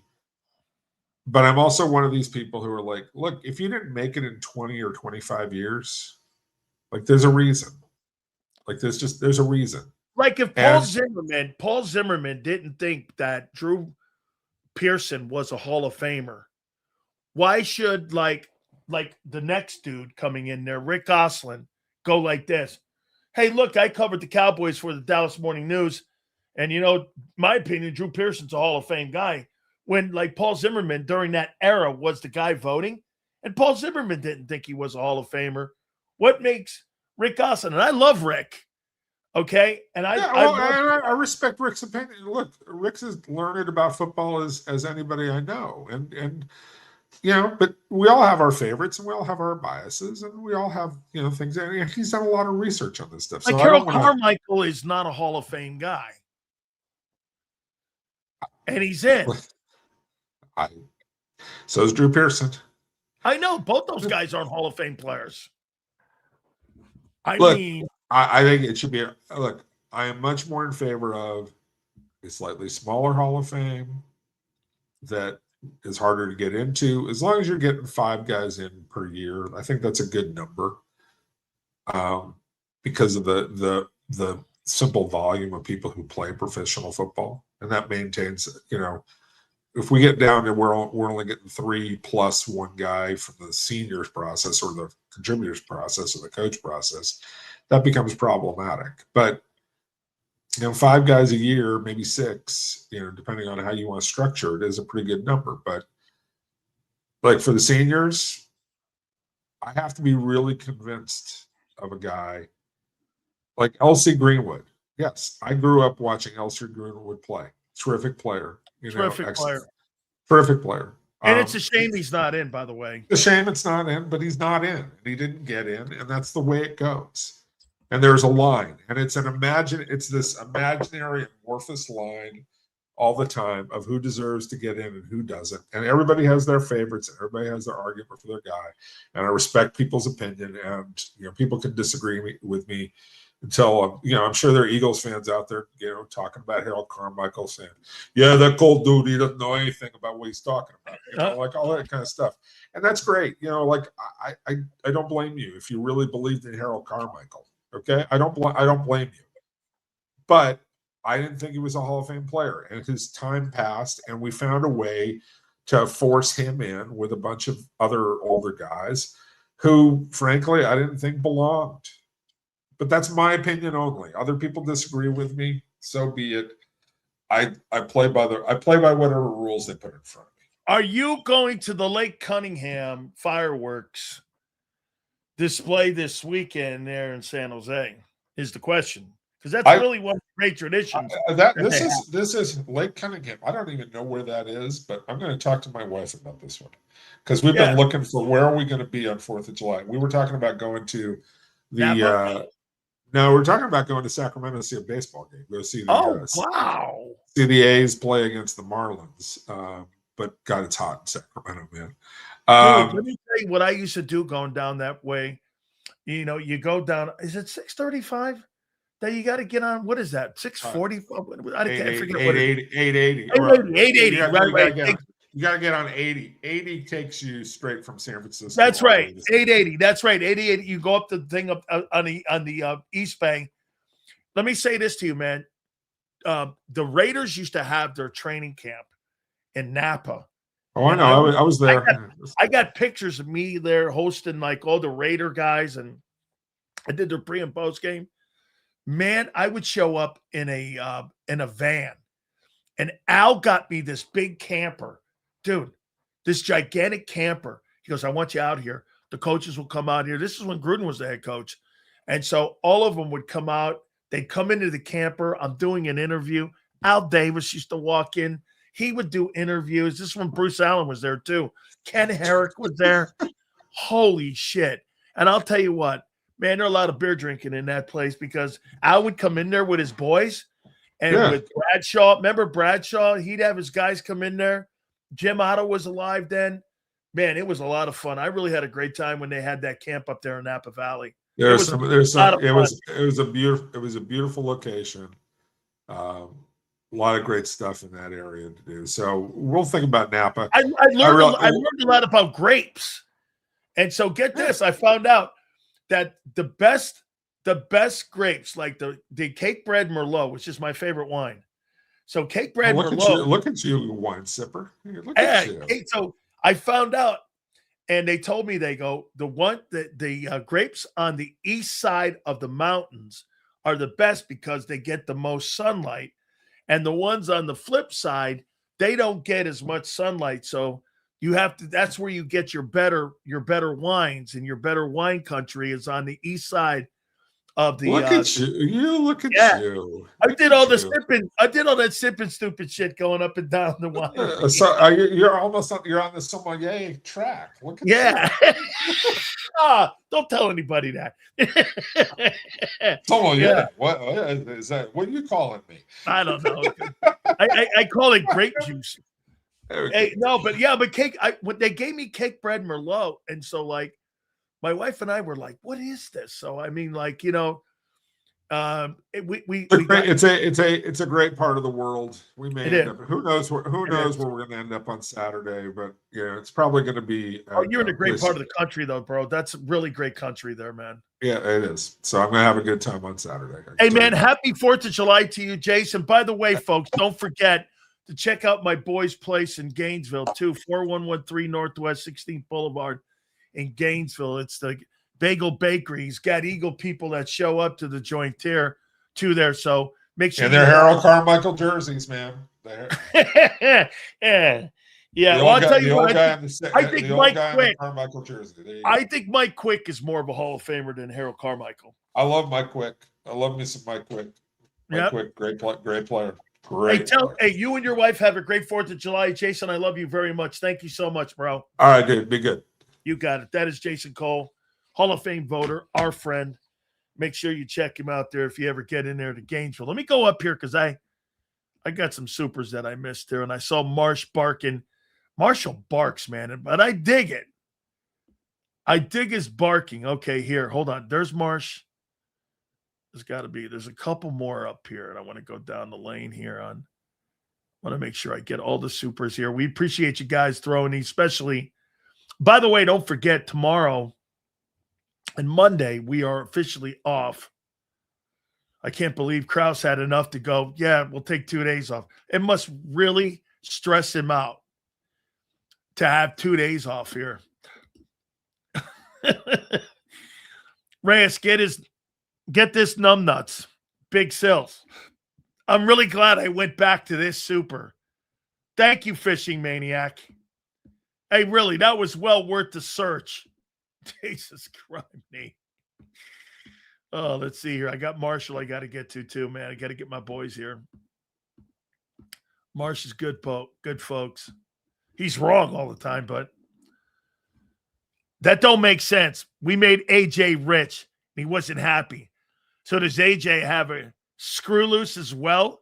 Or are you picking and choosing? AJ didn't want to play with your quarterback because he is the noodle arm. That's why he didn't want to play, man. Hey, Marsh, I don't know why you don't understand that. He didn't want to play with the noodle arm quarterback. Yeah, but Sills, he's a winner. I know. Damn, Marsh. Why else? Hey, Marsh, why else would he not want to be here? Anybody? Well, it's the noodle arm quarterback. I mean, come on, man. You got to be kidding me, right? Why in God's name? Why in God's name is A.J. Brown not in Philadelphia? What would be the number one reason? What would be the number one reason that dude is not in Philly? What would be the number one reason? You tell me. You can make up all the excuses you want. What would be that reason? I don't know. You won. You were 50-18 in 4 years. The guy made $32 million a year. Guy got his numbers. He won 2 NFC championships.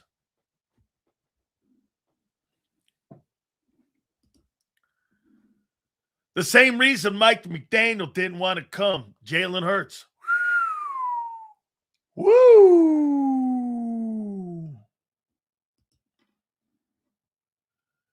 It was the coach. He knew who Hurts was before he got here. Okay? By the way, the comment that we made prior to like Jason Cole coming on here, and we asked this here, how much influence do you think Nick Sirianni is going to have on Sean Mannion's offense this year? How much influence do you think he has on this offense this year? Get this. AJ doesn't fit the Eagles' mentality, even though he went 50-18. And Hurts has never won more than 9 ball games without him. Okay, so Brandon Ayuk don't want to play with the noodle arm Purdy. Keep it consistent, bro. Who's Brandon Ayuk? Brandon Ayuk should hold A.J. Brown's coffee. Brandon Ayuk is a bum compared to A.J. Brown. He's a bum. Okay? Brandon Ayuk. Who? That's not A.J. Brown, dog. Brandon Ayuk. Who's that? I sound like an owl shitting through feathers. As my grandpa would say that. Who? You sound like an owl shitting through feathers. Okay? Right? And honor his, what? Honor what? Who? I hope the Eagles don't give Hurts all the money. Feel sorry for the delusional fans. I hope the Eagles do give Hurts all the money, I should say. Hey, dude, you give that guy $63 million, you'll end your franchise. Seattle just showed you can win a Super Bowl with a $30 million guy who's a journeyman. He's a journeyman.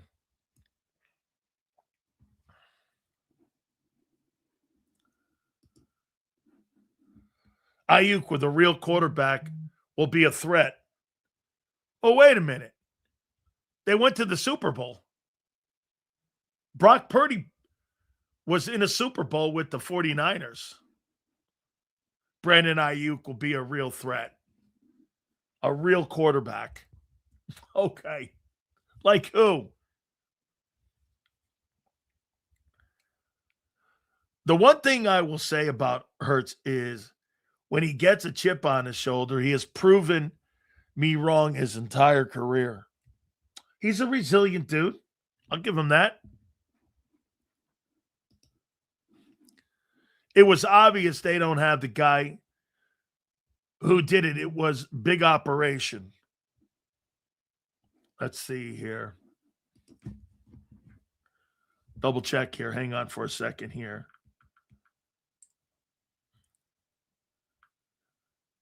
Let's see here.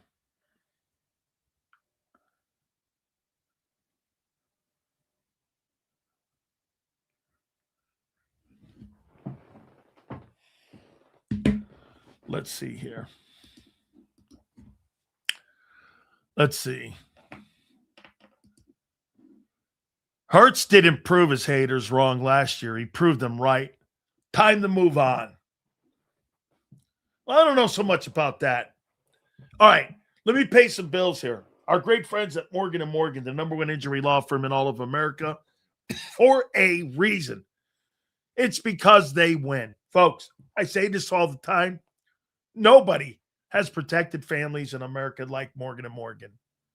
With over $30 billion recovered for their clients, there's no firm like them. I tell you about the family in Pennsylvania that was initially offered $650K. They got nearly $30 million in settlement. Or the family in Florida that got $350,000 given to them. They got nearly $12 million in settlement. Do me a favor. Go to forthepeople.com/big sales or pound law 529. That's forthepeople.com/big sales or pound law 529. And do me a favor. Tell them Big Sales sent you. There's a reason the Karate Master was the #1 salesman in the lumber department.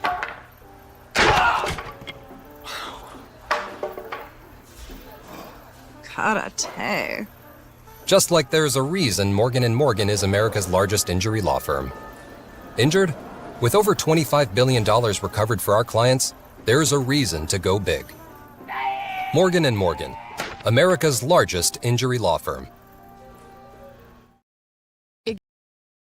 Ignite your nights with free live entertainment daily, only at Live Casino and Hotel Philadelphia's Center Bar. 7 days a week, enjoy some of the region's top party bands, performers, and DJs as they take the stage in the heart of the casino action. Great cocktails, live music, and lively moments. It's all happening at Center Bar at Live Casino and Hotel Philadelphia. Visit livecasinophilly.com for more details and the complete list of upcoming events. Must be 21 or older. Gambling problem? Call 1-800-GAMBLER. This is Eric. When he got injured in a car accident, he called Morgan & Morgan. He not only gets a lawyer, he gets trial lawyers like Sam and Jessica, who are in it to win it. He gets his own investigators with briefcases, leather ones.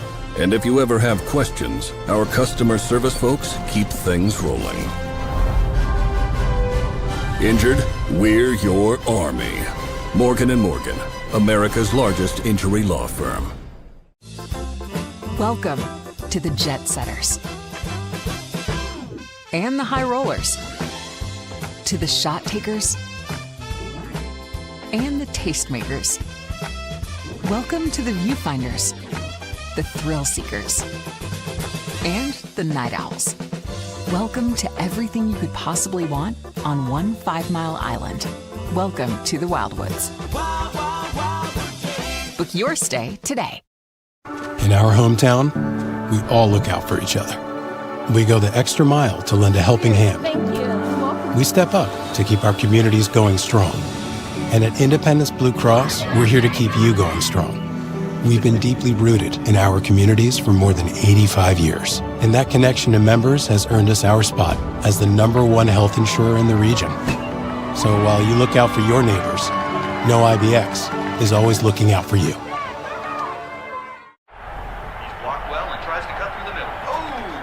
Your gut says Miami is going to win and you should take the over. Your gut also said your NFT selfies would only go up in value. They didn't. But your head is on Sports Grid and knows the QB is in concussion protocol. The backup has a 45 QBR against the zone coverage. The New York D has the most sacks in the league. So yeah, trust your head. It's smarter to be on Sports Grid. EAGLES. Eagles.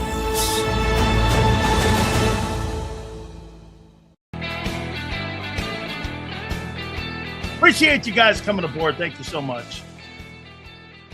It's going to be a great 4th of July weekend. It's always great, dude. One of my favorite times of the year, 250 years. 250 years, man. You know what? I remember when it was the 200th anniversary. I was a little kid. Man, I was like 13, 14 years old. And I believe, if I'm not mistaken, I think I was in Illinois at the time. And they had this train going around the country.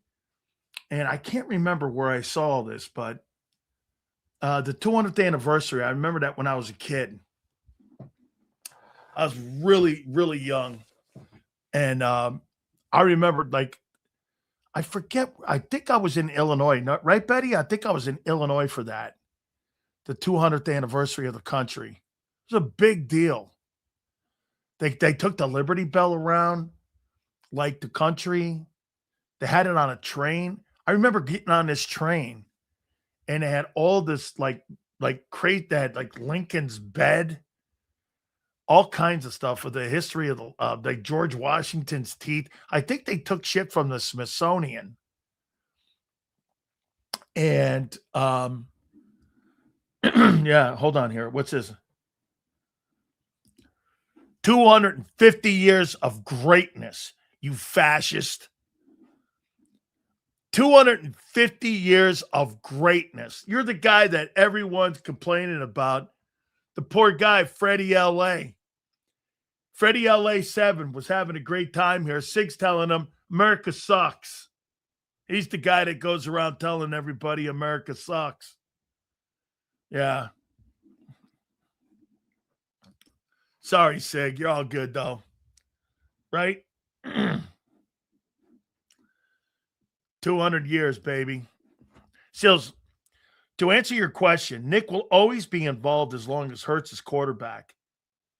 God bless everyone, and God bless 250 years of freedom. Peace out. Look at that, man.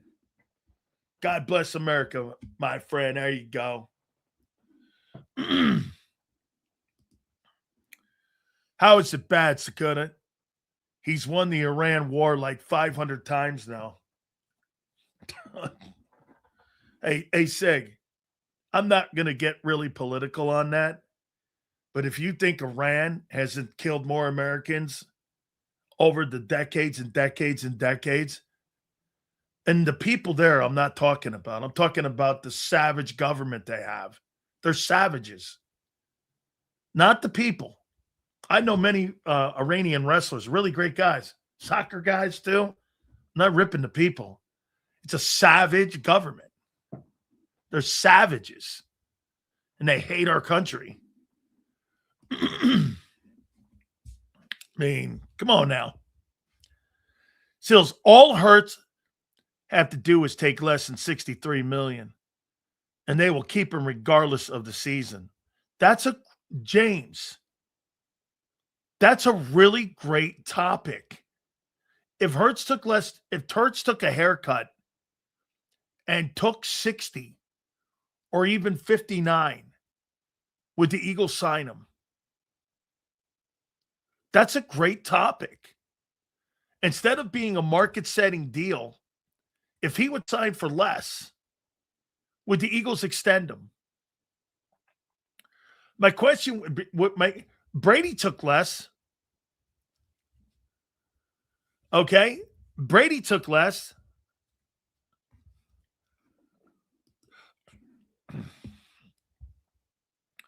New England Patriots took A.J. Brown from us. Now the Philadelphia 76ers took Jaylen Brown from Boston and Philly's trade.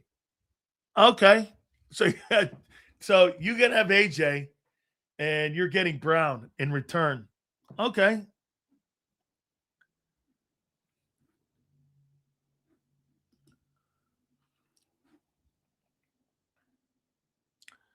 Let's see here. Okay.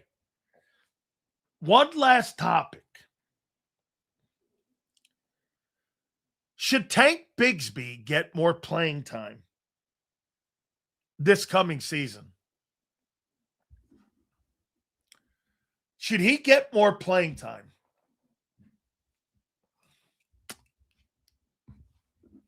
Let me see what Tankster did last year. Let me see what Tank did last year here.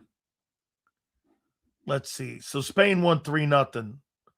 So let's see what the old Tankster did last year. Go down to Eagles. Here we go. Let's go to Eagles.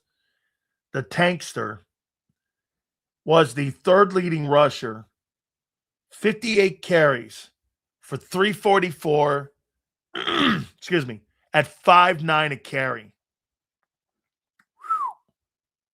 Played 16 ball games. Has Tank Bigsby earned? Let me see what Tank has done in his career. What has he done in his career? Tank Bigsby. Let's see what the Tankster's done. Excuse me.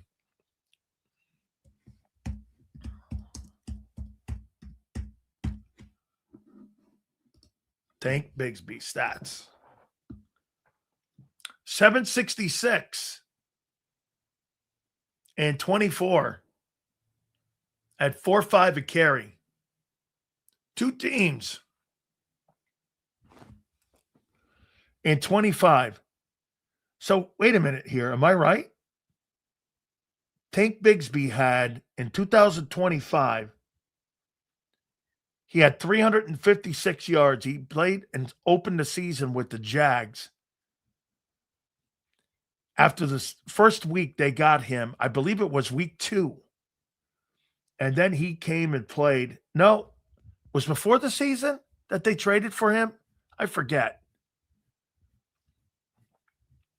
So he played 18 ball games last year because he played 17 in Philly and he played 1 in Jacksonville. So he really didn't have a bye, I don't think. So he had 356 yards at 5.7 a clip, but for the two teams in Philly, he had 5.9 yards a carry.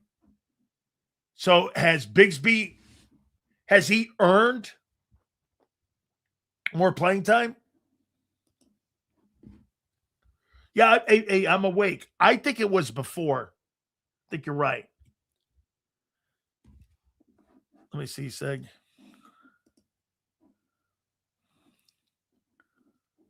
Let's see here. Yeah, I did. It's Big Sales World. We're just living in it. Okay, well, I'm gonna tweet that later. Yeah, hey Sig, I like that. Yeah. Way to go, Sig. Let me see if I can tweet this out here. If I can share this. That's dope, man. So it's the two idiots that went on top of the Empire State Building yesterday. And we're on top there, and they guess they proposed to one another. And they were up there on top of the Empire State Building. I saw them too. They looked pretty cool. I agree to it. It's too far. It's too fair. I just saw a story about how Dallas Texans is screwing their budget and government contracts. Oh, you guys are talking politics here. DFW, I'm going to tell you, man, this is it with you guys. I think you're going to win the NFC East. I think you're going to win the NFC East this year. I think you're going to have a great year. I think the Dallas Cowboys are going to be a really good team this year. I do. Hey, dude. Yeah, no. I agree with you. I'm going to put that up after my show. Put that up there in my, yeah, and I'll replace the one that I have. Okay. We aren't getting swept by Dallas. You almost did a year ago. Dallas had both those games. One of them came back from 21 down. Let's see here. Wait a second. No, Sills, you get paid to hurt feelings. I've not heard that one. I get paid to hurt people's feelings? That's not true. Oh, my God. Okay. Sills, with the offense they're apparently going to run, Will Shipley, a receiving back with great speed, should get more playing time. He might fit it better. He might fit it better, my friend. Dallas will be one and done in the playoffs till Dak shows up during the winter. That ankle injury will start to hurt in the cold. Let's see here. Cowboys, NFC East champions. Yes, last show until Tuesday. Oh, now the answer is Nevermore Shipley. He has a gas tank the size of a chestnut. And then Reyes would know about chestnuts.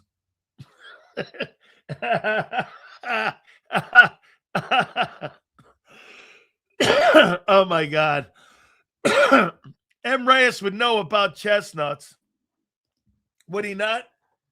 Would this guy know about chestnuts? M. Reyes, the king of chestnuts. Oh, my God. Oh, hey, man. There he is. M. Reyes, the king of chestnuts. Only in America could you have a guy like M. Reyes, the king of chestnuts. Okay? So that I don't get why we have no expectations for the quarterback to play well. Jalen needs to prove he can handle this offense and lesser talent moving forward. Oh, no. You are going to get lesser talent here. No doubt about it. All on Kyler Murray. That's really a good exercise there, dude. Clutch. I like that. Here. Minnesota. I could totally see Minnesota. Minnesota finished 9-8 with no quarterback play whatsoever.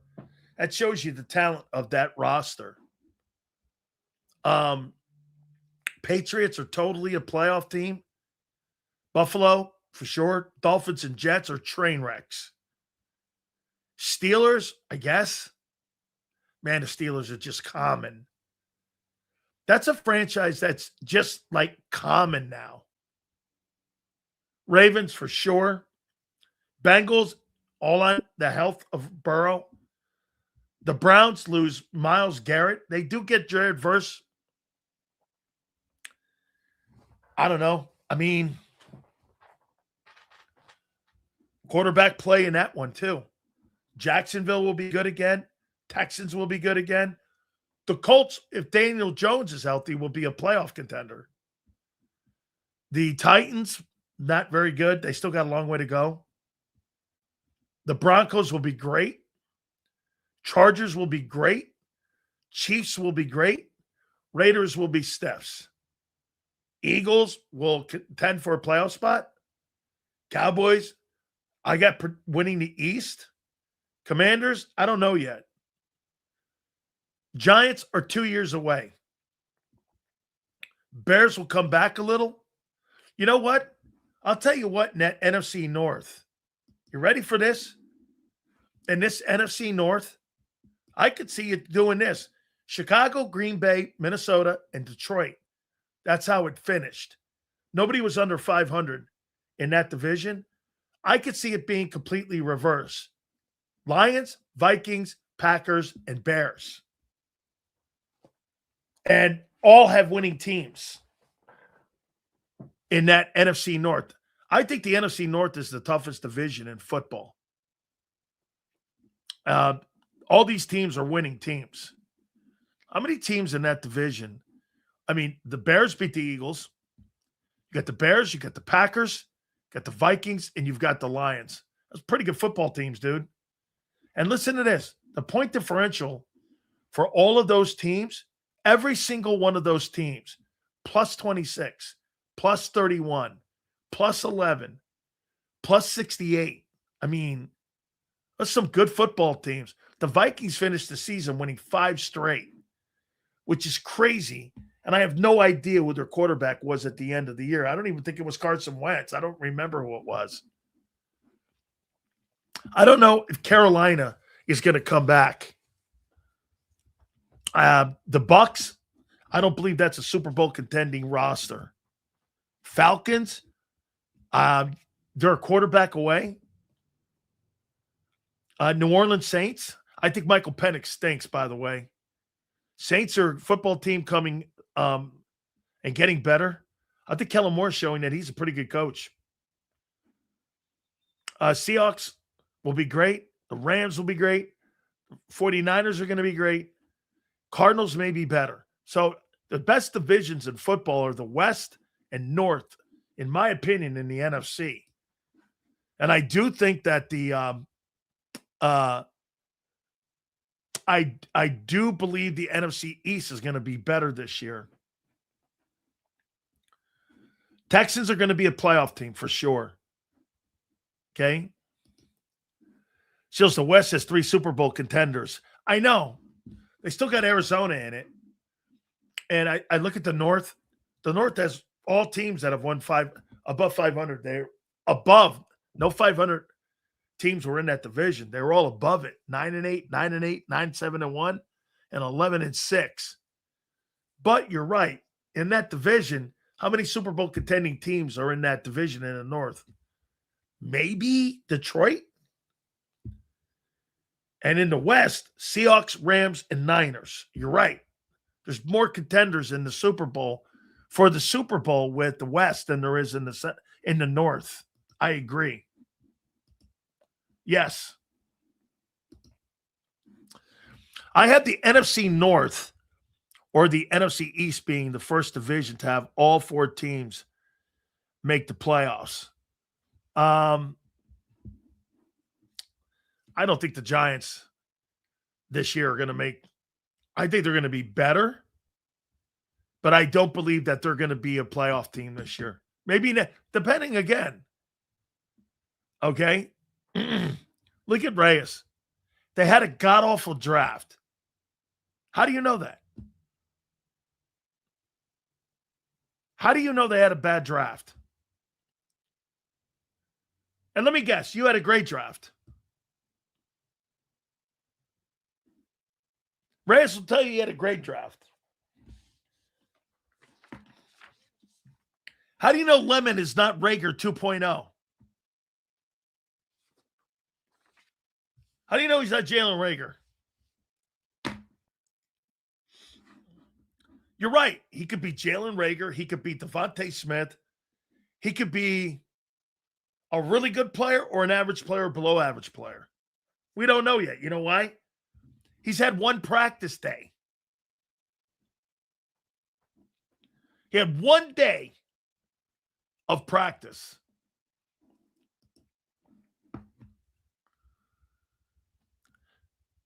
How do you know he's not JSN? I don't.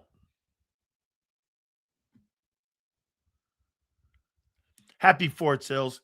Keep doing what you're doing. I love it that the Eagles think they can control you, and newsflash, they can't. Hey, DFW, I got to tell you, man, we kind of bumped heads a little bit when, you first came in here. You turned out to be a heck of a content guy in here for us, man. I appreciate you, too. You make sure you have yourself a great 4th of July weekend, too, my friend. Absolutely.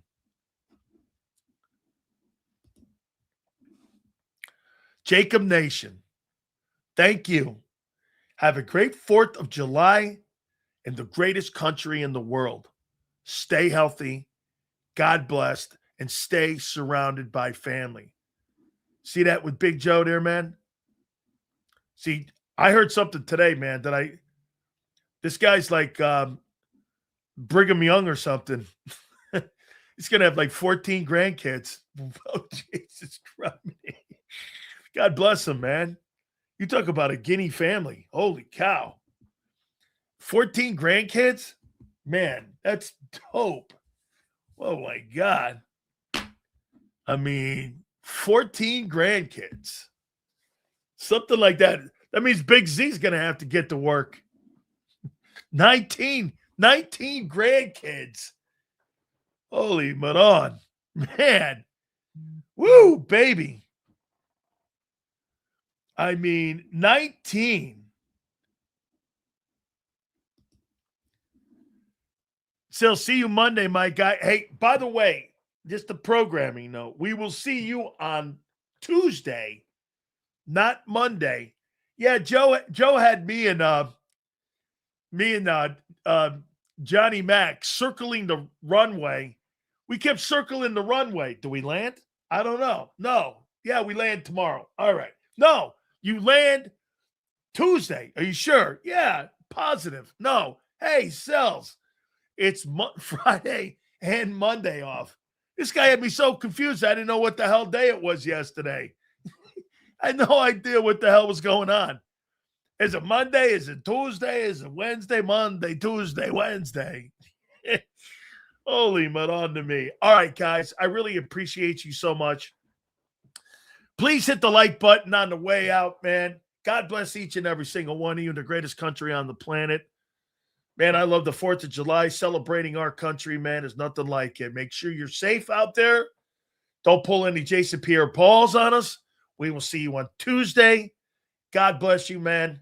And we'll see you on the flip side. There's a reason Detective Johnson is the gossip king. Oh, did you hear? Jackie and Tom are getting a divorce? Sad. Well, I heard that Ashley Had work done on her face? Yeah, oof. Just like there's a reason Morgan & Morgan is America's largest injury law firm. Injured? With over $25 billion recovered for our clients, there's a reason to go big. Bathroom? Okay. Morgan & Morgan, America's largest injury law firm. Oh.